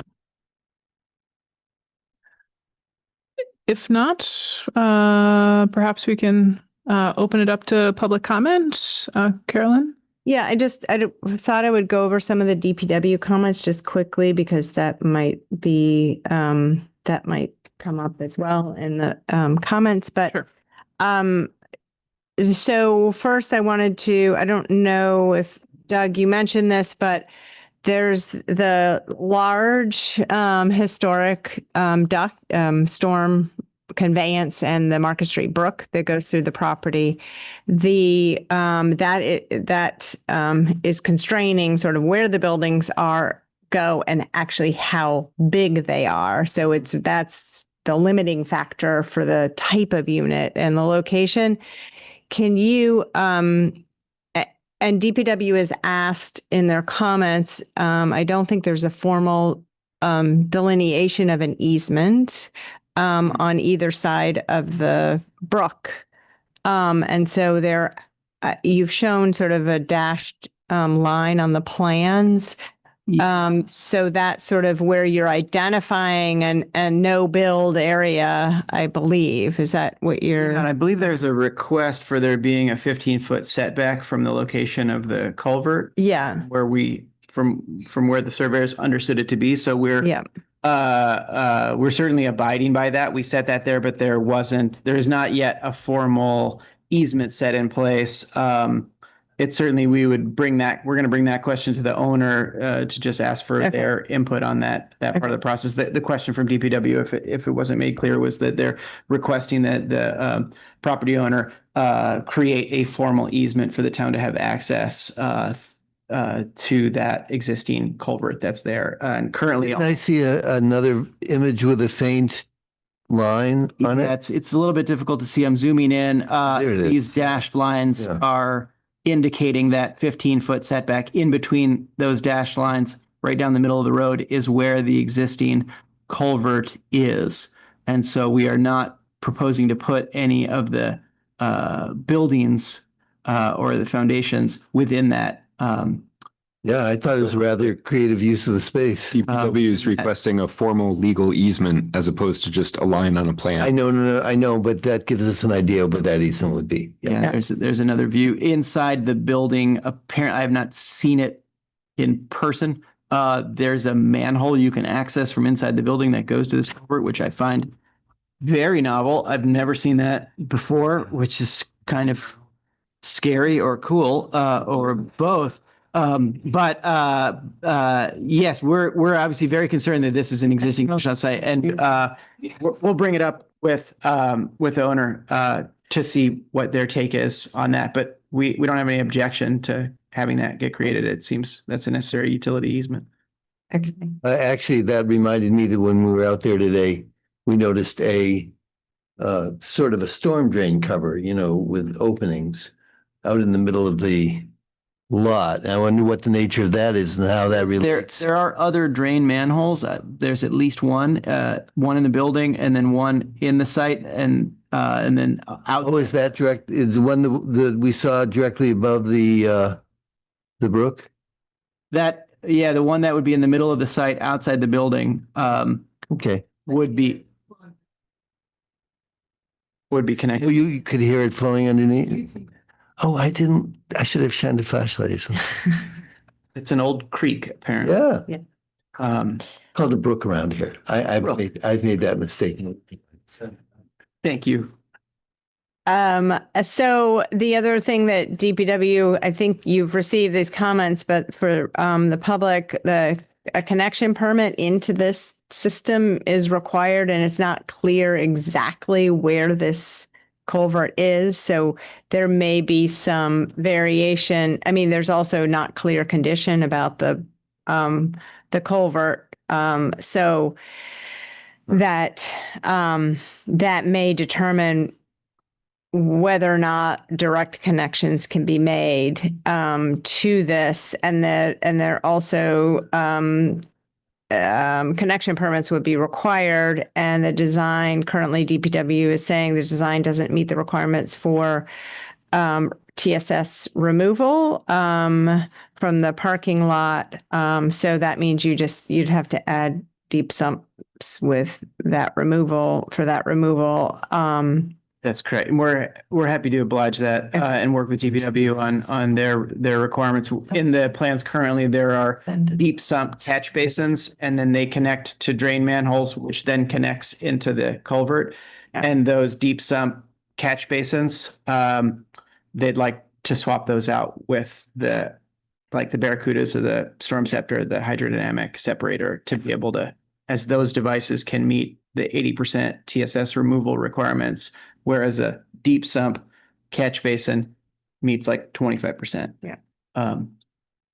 So, and then just sort of more about making sure the connections aren't direct connections, but go through the manhole. Yes. Yeah. We're happy to revise per DPW's comments. And work with them on that. And then just in terms of conditioning, that the final stormwater maintenance agreement has to be approved and recorded before pulling permits. Sure. Yeah, we're happy to work with DPW on all of that. Thank you, Carolyn. All right. I think at this time we will open up public comment. We will take comment here in chambers and then on Zoom. If you do have a comment, please remember to state your name and address. Address your comments to us on the board. We will collect them and then discuss them amongst ourselves and with the applicant as needed. We have read public comment that's been submitted online, so you do not need to read that aloud again. We have heard your comments. Thank you. And also a reminder to please keep your comments, generally speaking, to about 2 minutes and to not repeat what those before you have stated. So with that, is there anybody here in chambers who would like to give public comment about this project?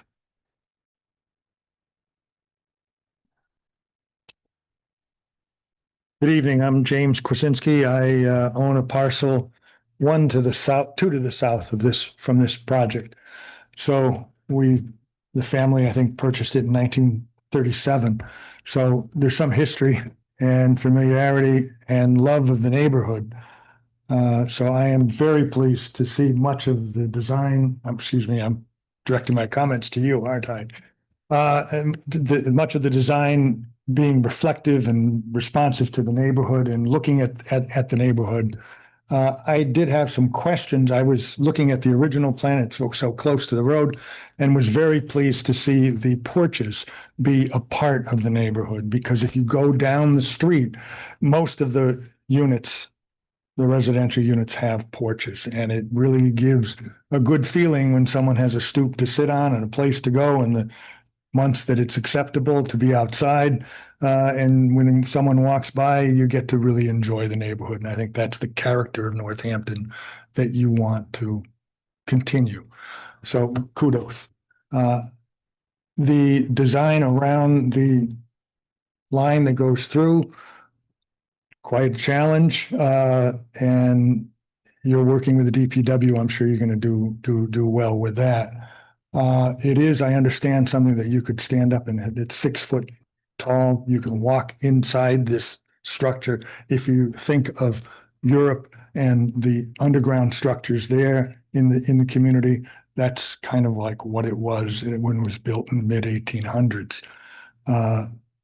I'm told by those who have been inside. I do not know, have not had personal experience with that. Don't really look forward to it. It must be fun for some people. I was wondering about the design of the materials on the outside, and really would like it to be reflective of what the rest of the neighborhood is. Clapboard is what many people use in the neighborhood. I don't know what standards you have, but if you did have some standards around that, that is very important. A contemporary style building, or what I think of as contemporary, it really kind of doesn't fit for this character of the neighborhood. And I'd like to stress that. I don't know what you might be able to do about that, if anything. Also, the types of windows, double hung windows are typical, maybe true divided light or divided light or faux divided light is really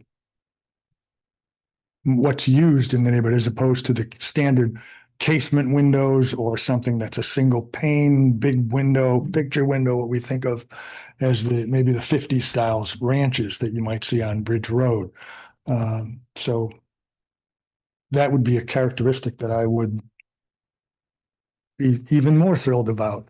The sidewalk question that you were discussing about access to the town, folks may just as well go through to the Pleasant Street way of getting downtown, or they may very well take a shortcut to what we used to know as Jack August on the corner of Bridge Street and Hawley Street.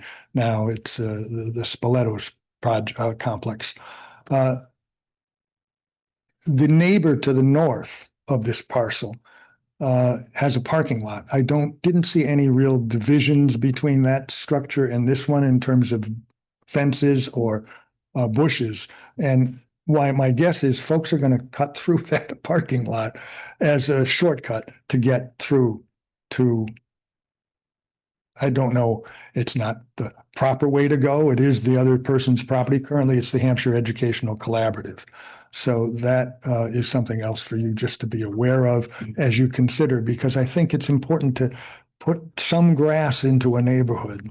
It's nice to have some grass, and I think you're appreciative of that. So those are basically my comments at this point, and I think look forward to having a nice project here. Thank you. Thank you. Is there anybody else here in council chambers who would like to give comment? Okay, not seeing anybody else here, so we will move over to Zoom. If you do want to make a comment on Zoom, you can, easiest is to use the raise hand Zoom function, and we will call on you one at a time and allow you to unmute yourself. Is there anybody on Zoom? Okay. Nobody currently that we're seeing on Zoom. With what? George, did you have not seeing any other public comment at this time. I guess I will bring it back to the board. George, did you have something to? Yeah, I have a couple of, I have a few other just clarifying questions. You talked about the utilities, the water coming through, and the electric is going to be all underground. There's enough room for the utilities above that storm. A tunnel? Yeah, it's a great question, actually. I know that what they're proposing, I believe what is being proposed is in this southeast corner, there's a utility pole, and what is being proposed is a a connection to maybe on a different utility sheet here. A proposed pole mounted transformer to be coordinated with National Grid off of this pole. And then is it to be underground throughout the site? I would imagine so. I believe so, but trust the drawings. And we have it shown as to where it is on the street. It's overhead wiring through utility poles on the street and then into the site. Currently, it's my understanding that it would be underground, but I would have to check with our engineers on that. So there's going to be another iteration of these plans at some point? So that, Yeah, these are permit drawings. These aren't construction Okay. drawings. There are a number of details that would Great. still be finalized per your comments. great, DPW's comments, yes. because they have put in the new poles there along Holly Street. It's a busy one. I'm wondering about, I wasn't able to see, I'm sorry, the planting plan, but the trees that are going to be planted along Holly Street, they'll be beneath the power lines. I just want to make sure they're not expected to grow more than 25, 30 feet. That's exactly correct. Yeah, they were picked from the planting guidelines, the short tree list that were trees, designated pre-approved trees for under power lines. Thanks. Yes, of course. Thanks. None of the units, I don't think, have like outdoor patio areas for sitting or barbecues or not playpens. Exactly. There's the front porch unit. There's this side unit. This which is being treated as a front porch is more of a sort of a side porch facing the parking lot on. It's the same style porch, but it's a porch, and then there are small back patios that would have enough room for a small grill, but not a large terrace for gathering on. So just back to when we were talking about exterior lighting, if there was building mounted lights there, because that's the railroad on that building in that corner, I guess it wouldn't impact any of butters there because it's really the berm of the railroad. Because there'll be some kind of rear lighting, I would think, on those buildings. There would be a downlight sconce, I believe, that would be associated just with the door, the pedestrian door there. On the back side. It'd be the same sconce. It was in one of these renders. One of these plans. It was included in here. There's an example of what that downlight looks like. Great. Okay. And I see from the details that there's going to be a wooden fence built along the southern side. And yes, those of us who have seen the site know that there's a big drop off to the next abutter there. But I guess all of your stormwater calculations for sheet flow have taken that into account. There's a retaining wall along the south side. I'll move my mouse along that area here. There's a retaining wall here to accommodate this change in grade in this location. The site has kind of been lifted up a little bit in this area. There's going to be a fence that is along that retaining wall.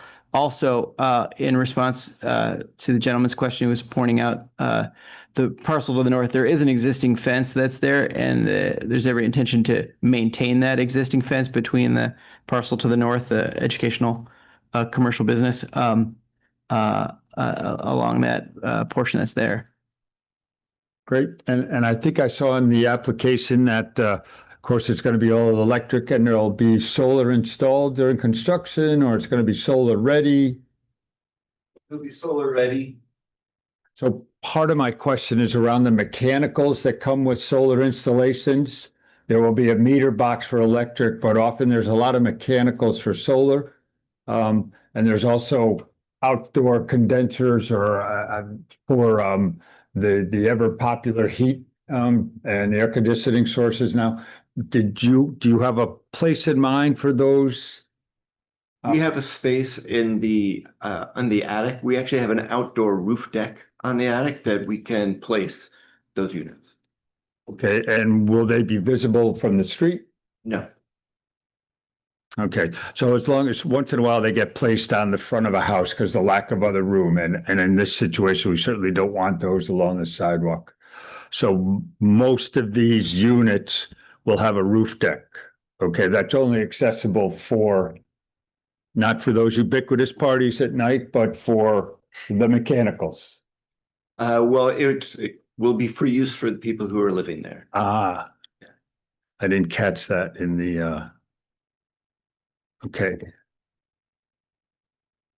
I would recommend a condition that none of those can be put along the street face, just so that when the designing comes for any of those utility panels, that they're not, on the facade facing the street.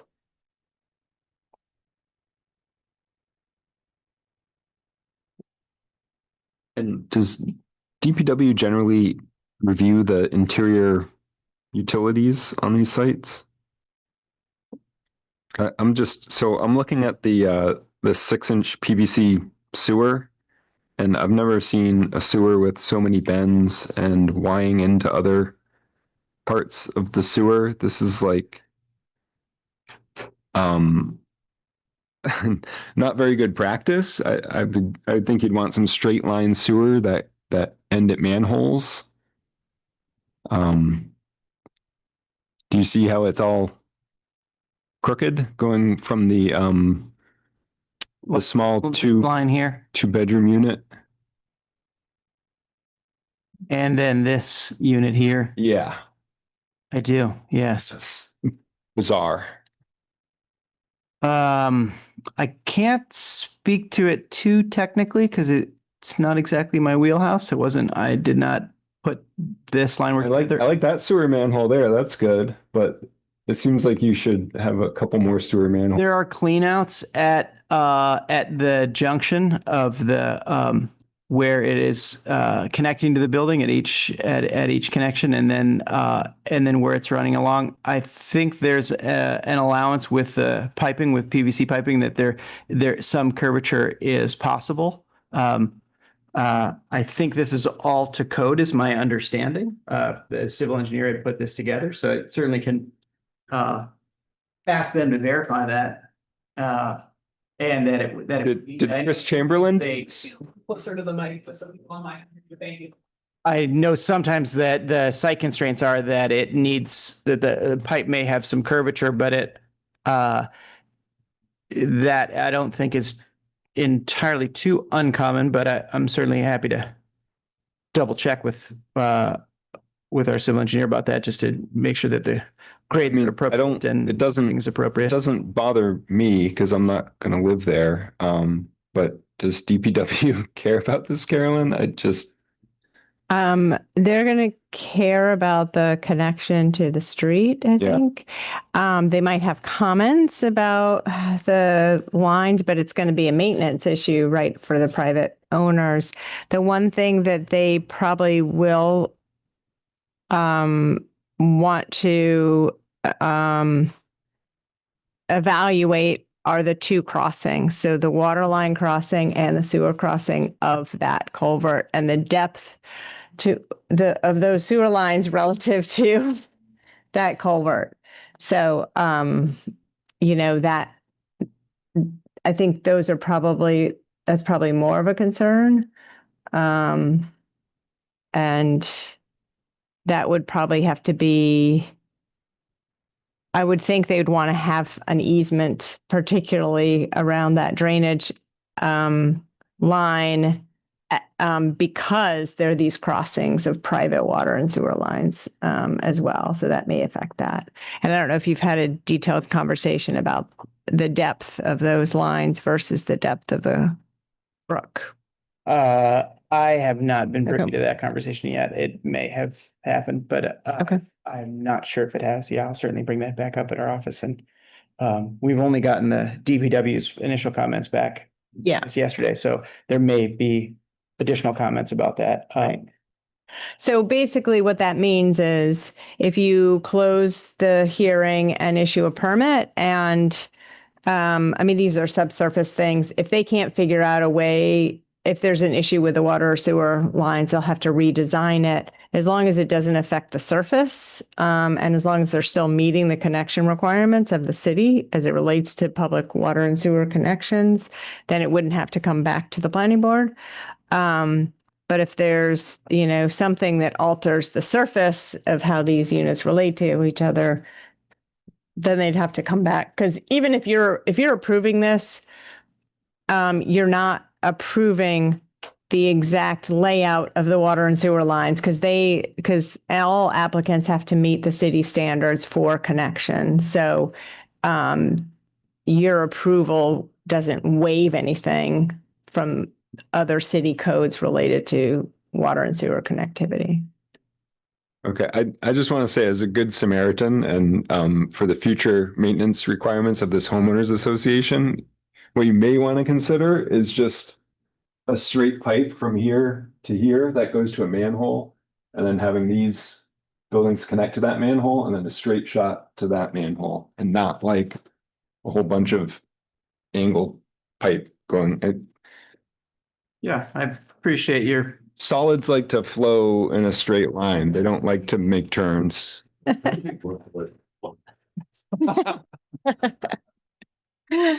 I'll take both those comments into consideration. I just straight lines to manholes would probably be better. I can only surmise that in the location where it's crossing the existing culvert, if it was a straight shot, it would be a longer connection by a little bit. But I, again, will bring that back up with folks in the office to. Yeah,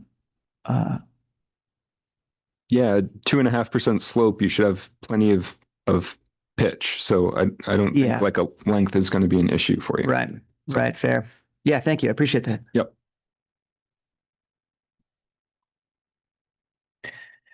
We had some questions from the public about the building materials and the windows. So I wonder if you could just speak in a little bit more detail to what's planned there. Sure. Let me go back to the rendering. So the materials for the exterior of the building, we're using a product called LP Smart Side. It is a product that looks a whole lot like clapboard. It will be painted, so it will be pretty indistinguishable from clapboard. We also have board and batten made of the same material. You can see that around the gable front here on the facade of the larger building and on the bump outs. So there's two different materials. We also have shingles that will also be painted up on the dormers. So there's three different types of materials that we'd be using. The windows are single hung and fixed. The windows without any crossbar are fixed. For energy reasons, it's better to have fixed windows. We get much better performance. There was a suggestion about putting a crossbar or something to make it look more like a double hung. That's something we can consider.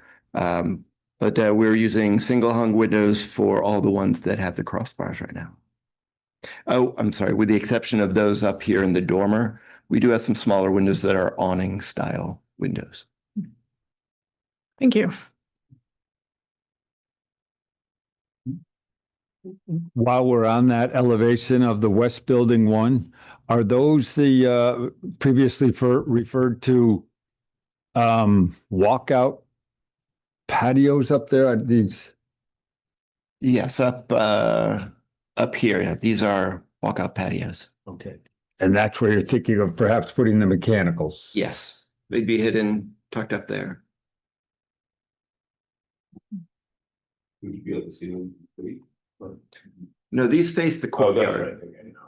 So yeah, they would not be visible. And that's window, operable window, door, fixed window, operable window, door? Trying to see that. One door, 4 windows. 4 windows, 1 door. Mm-hmm. Carolyn, you had a question. There was a question in the staff memo about elevations on the east elevations with significant blank wall areas. Has that been resolved? Yeah, I think it was just a print error. Basically, they didn't have a layer of windows on that one. I just wanted to make sure we have the corrected one, so it's not, no one's confused about the which elevation is the right one. So I think in any final plans, just make sure all those layers are included in the print. Yeah, that was our mistake. Yeah. You're pointing it out. Okay.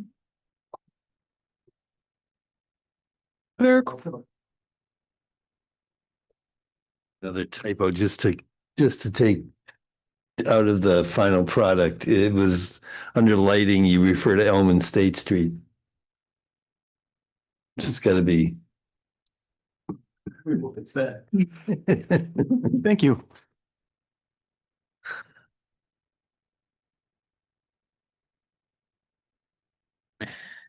There were a couple, we've talked about waiver related to the light spillage at the property line, but there were a few other waiver requests. One related to the first floor height, another related to the stormwater analysis, which I think we've addressed, and then full traffic analysis. So Carolyn, just to confirm, I understand the comments about the traffic analysis. The idea is that because of the previous use on this site being commercial and being replaced with 8 residential units, that the traffic impact of this use will be so much less than existing conditions that an analysis is not required. Okay. And the notes we have here, the first floor height in this district, the requirement is typically 12 feet, and what we have proposed here is just shy of 11 feet. Can you, where does that 12-foot number come from? It's just, it's urban design standards for commercial districts. Basically, you want a higher first floor, so that's generally more of a commercial presence along the street. But of course, these waivers are available for you to consider different, conditions and situations because not everything is exactly, formulaic that way.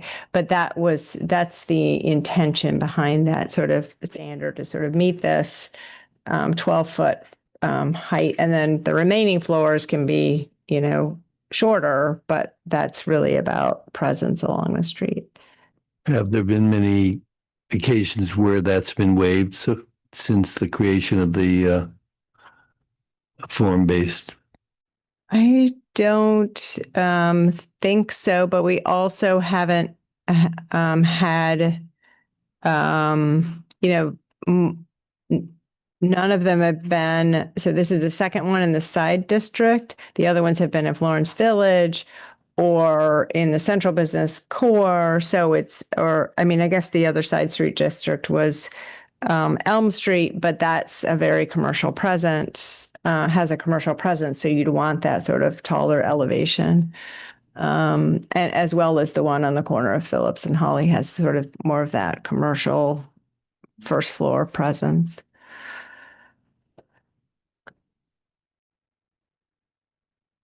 In the let's see, the project narrative, the table there showing the proposed project with the central business side street requirements, there were a few, there's one blank cell and then a couple of other waivers there. The blank cell related to the upper story setback at the front of the lot. There just isn't a value there for the proposed project. Can you just clarify that you're meeting the standards there? I believe we're being on the school there. I'm not sure which one you're referring to. I think that's an issue. If your height is 55 feet, then you need a step back since their height isn't going that. Okay. Yeah. Great. Thank you. The others were related. These are I'm looking at the project narrative, page 5, were related to the parking buffers. Waivers were requested because of the parcel abuts the railroad with this tall hill in the back. I assume that's something, if approved, we also need to explicitly issue a waiver there. Yeah, I mean, like belt and suspenders kind of waiver, because it's really, those waivers are intended for the street side and for immediate abutters. So at the rear, it's not as much of an issue. And of course, you're into an embankment. So that acts as the buffer. Okay.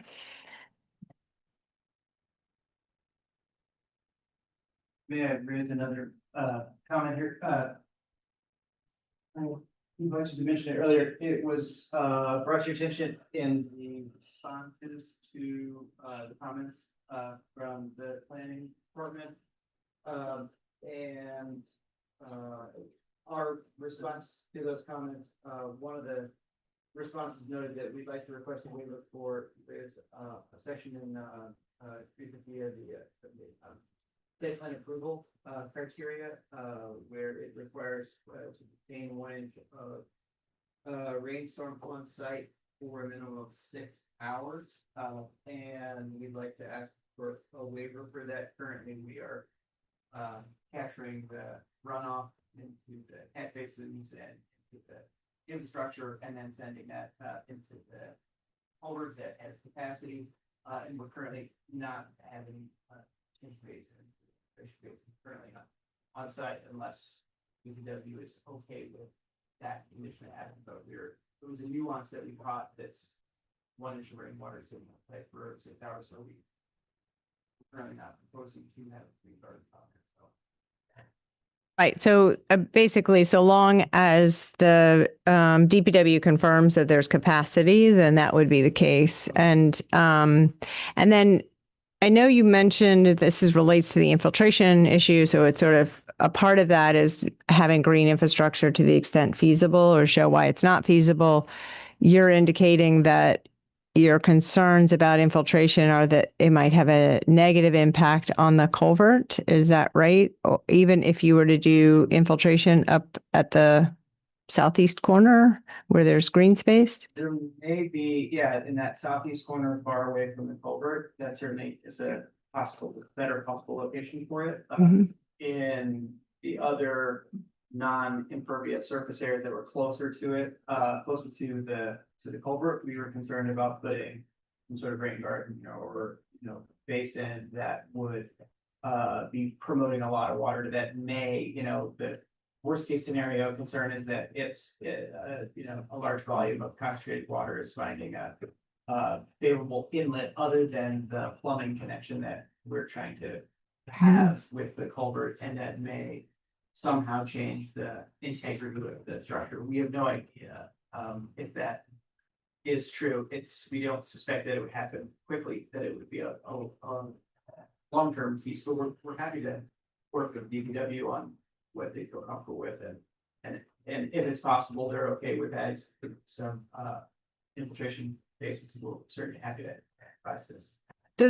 So just to be clear, I know it gets a little confusing. The provision in the zoning is what dictates whether you can do infiltration. So it's not a DPW standard, it's the zoning standard. Connecting obviously to the culvert is a DPW, concern or issue. So the board would need to if it's possible to put roof runoff from that one southerly building into that southeast corner, that could be sort of the feasible way to address that standard in the zoning that DPW doesn't really have jurisdiction over. It's really planning board only. So, you could, if you think that that's potentially feasible for some roof runoff to be captured and directed, then that could meet that standard. And, at DPW sort of reiterated that fill isn't a reason not to put, be able to do infiltration, that you can amend the soils, you can, substitute the fill with soils that would accept infiltration. So that might be something the board wants to discuss in terms of a condition that, some percentage of the maximum extent possible for some roof runoff to go in there. Right. Can you remind me of the standard one more time, just the numbers? 1 inch for 6 hours? Yes. So 1 inch of the total impervious area. Well, yeah, except so there's two pieces. So there's 1 inch unless you in a downtown, only in the central business district, is that acceptable not to meet that standard when there is capacity in the system. So that's part one. The other part is do green infrastructure to the extent feasible. So there are two separate ones. So the 1 inch on site they're saying they think there's capacity in the culvert to accept this. And then if DPW confirms yes, then great, they're good to go. There's still the other piece of still wanting to try to infiltrate something on site. So my only concern is that over there in that southeast corner, that's where the abutter is on that side that has that big drop off to his or their property. And that if it overflows during a big storm, that retention basin, that rain garden, it's going to go right, it's going to sheet flow into their driveway. Yeah. And down. So unless that was part of their calculations and their stormwater analysis, I'd be a little nervous. Yep. Yeah. I mean, it's probably would be more prudent that if you really wanted to push that, to have a continuation for them to come back to be able to evaluate whether it's even feasible. So but you all have the ability to accept the fact that this site is tight, that it may not be the appropriate conditions to have infiltration. And from whom is coming the concern about infiltration destabilizing the culvert? Is that? Engineers in our office are concerned about that. That's the initial concern. There haven't been studies yet. There hasn't been any review. We're not investigating that. I guess I'm asking because I'd feel much better about a waiver for any kind of need for infiltration if it was clear that be to the detriment of the site. We ultimately don't know. And that's what I gather. Yeah, we're happy to work with, and figure that out with DPW as to what they're if they're concerned about that issue. And if they are also concerned about that, then we would not want to add. If they are not concerned with it, then you'd be happy to try to find a location that is suitable. Certainly that southeast corner is farther away from the culvert than other locations on the site, so it makes sense, and we appreciate trying to put it somewhere. Although George's concern is very legitimate as well. That neighbor drainage issue that we don't want to exacerbate. Currently, there's a catch basin like at their door that this site currently drains to. And the way that it's now being redesigned I'm using my glasses, that is not helpful. On the southern side, there's a retaining wall. All of it is regraded to head north. Yeah. Then I gather. south to that area. The retaining wall ends here. So at this moment, we're no longer this is not an area that is changed in elevated or current condition. So it's possible to look here, but I guess from our standpoint, largely from this other building and from the small building that's in the northwest and the 4-unit building, figuring out a spot that's there. A number of those front and side yards are in close proximity to just outside of that kind of easement space to the culvert. So we're happy to work with DPW is really kind of our main stance on this as to what, if they're okay with that, we're also okay with trying to figure out ways to reduce the amount of water that's getting directly, put into the existing infrastructure. But our concern still. I thought you said earlier that you are raising the elevation. We are raising the elevation in the location of this retaining wall. But the way that this is kind of a V shape and then it dips down and then as it rises back up, there's not a retaining wall in this southeast location close to the street. So that's the same. Got it. So the water is going to flow away from the neighbor's property. Right. By and large, yes, not including this last corner of the parcel that's close to the sidewalk, but by and large, this entire southern side of the site and southwest corner, all of that is moving into the site to be able to be captured by the infrastructure that's being proposed for the new development. And the roof line is, because the water is right next to the property line. So it all goes into gutters that are then directed into this infrastructure that's proposed. Weird.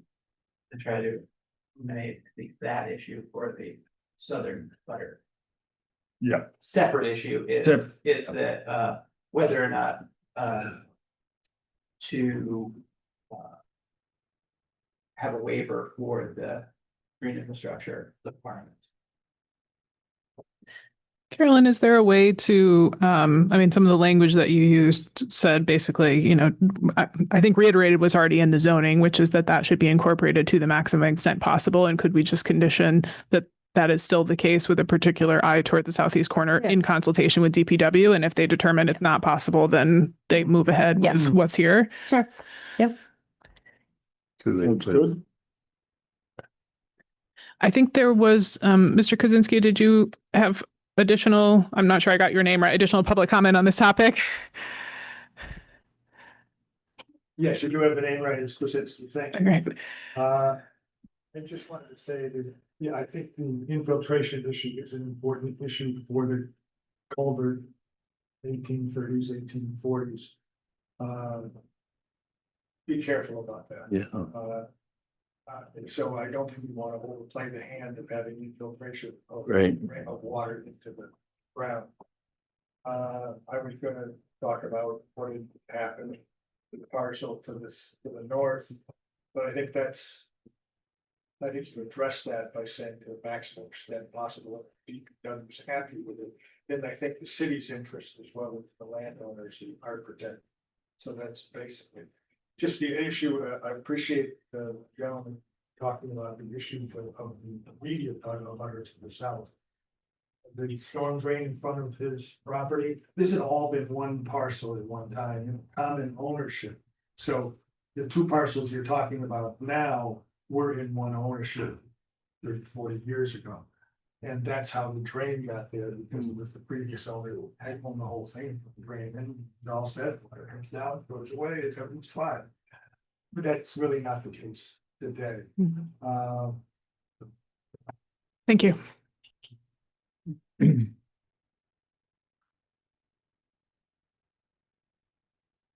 One piece that's in that we I think haven't talked about was the trees along the frontage should have structural soils, just given how close they are to the sidewalk. Carolyn, anything to add on that?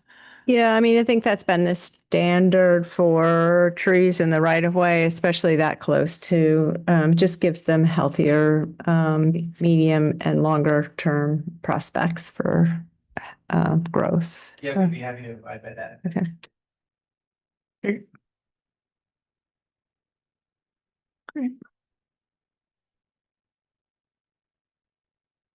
Other questions, comments? I guess I would say from my perspective, the presentation and the application showed really clearly how this project meets the site plan standards for site plan approval, as well as the guidelines for Central Business Side Street. And it's great to see some additional housing going in here, a site that has a lot of constraints, but given this culvert, I think we're all imagining walking through now. I certainly am. But great to kind of be, maximizing it to the creative extent possible and adding to the city's housing stock.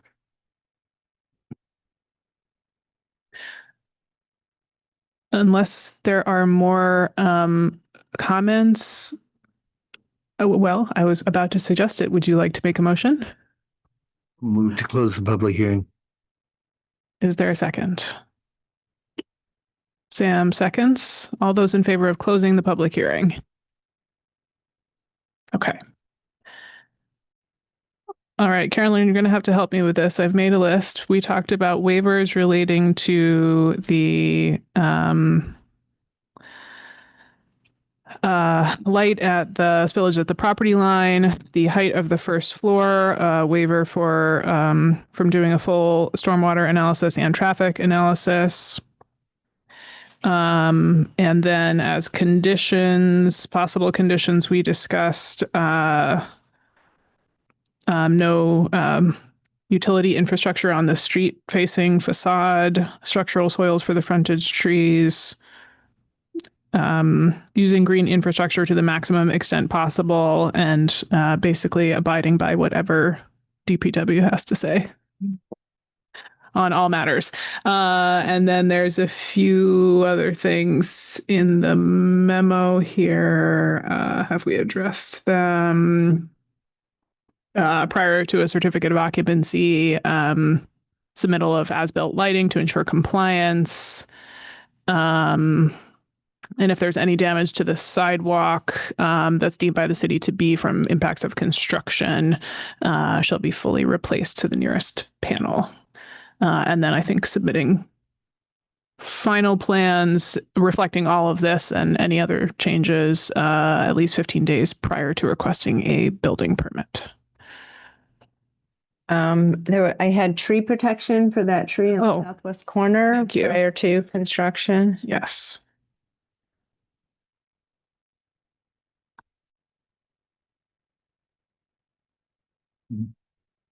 Did we have a waiver around the lighting plan?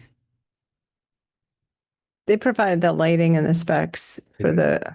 But not a photometric plan. Right, because they had, Because they can't. because they're not doing site lighting and they're just doing the building lights.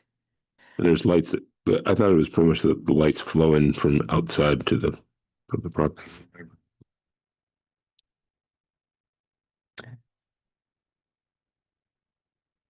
So any other suggested waivers or conditions, or does somebody want to make a motion?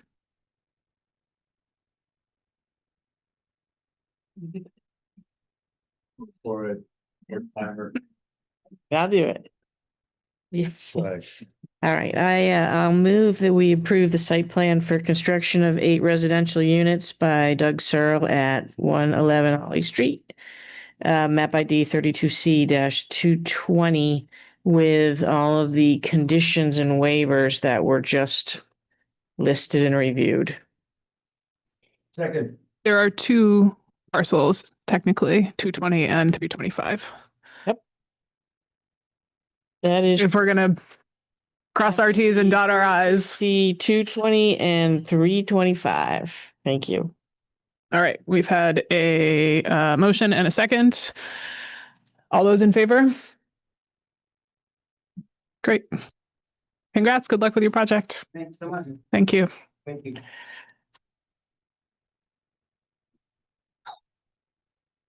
Carolyn, do we have? I have nothing. You have nothing. But you did say the 26th is going to be at 6:30. Yes. So 6:30 for the joint public hearing on the proposed citizen petition for the zoning amendment. Then after that, we have 7:15 and 7:16 for hearings. And then I think I heard back from most people about the summer schedule. You messaged me? Okay, I'll look and then I'll send out the spreadsheet about who can come to the most meetings. And we'll have a new board member coming in July. Yeah. So great. And then another one after that. 6:30 though on the 26th. Yes. Yeah. So half hour early. You'll send it. Yes, I will. Okay. All right. Is there a Motion to adjourn at 9:31? Second. Okay. All those in favor? Thank you very much for your 5 years. Is this Yeah. it? Are you done? Good night.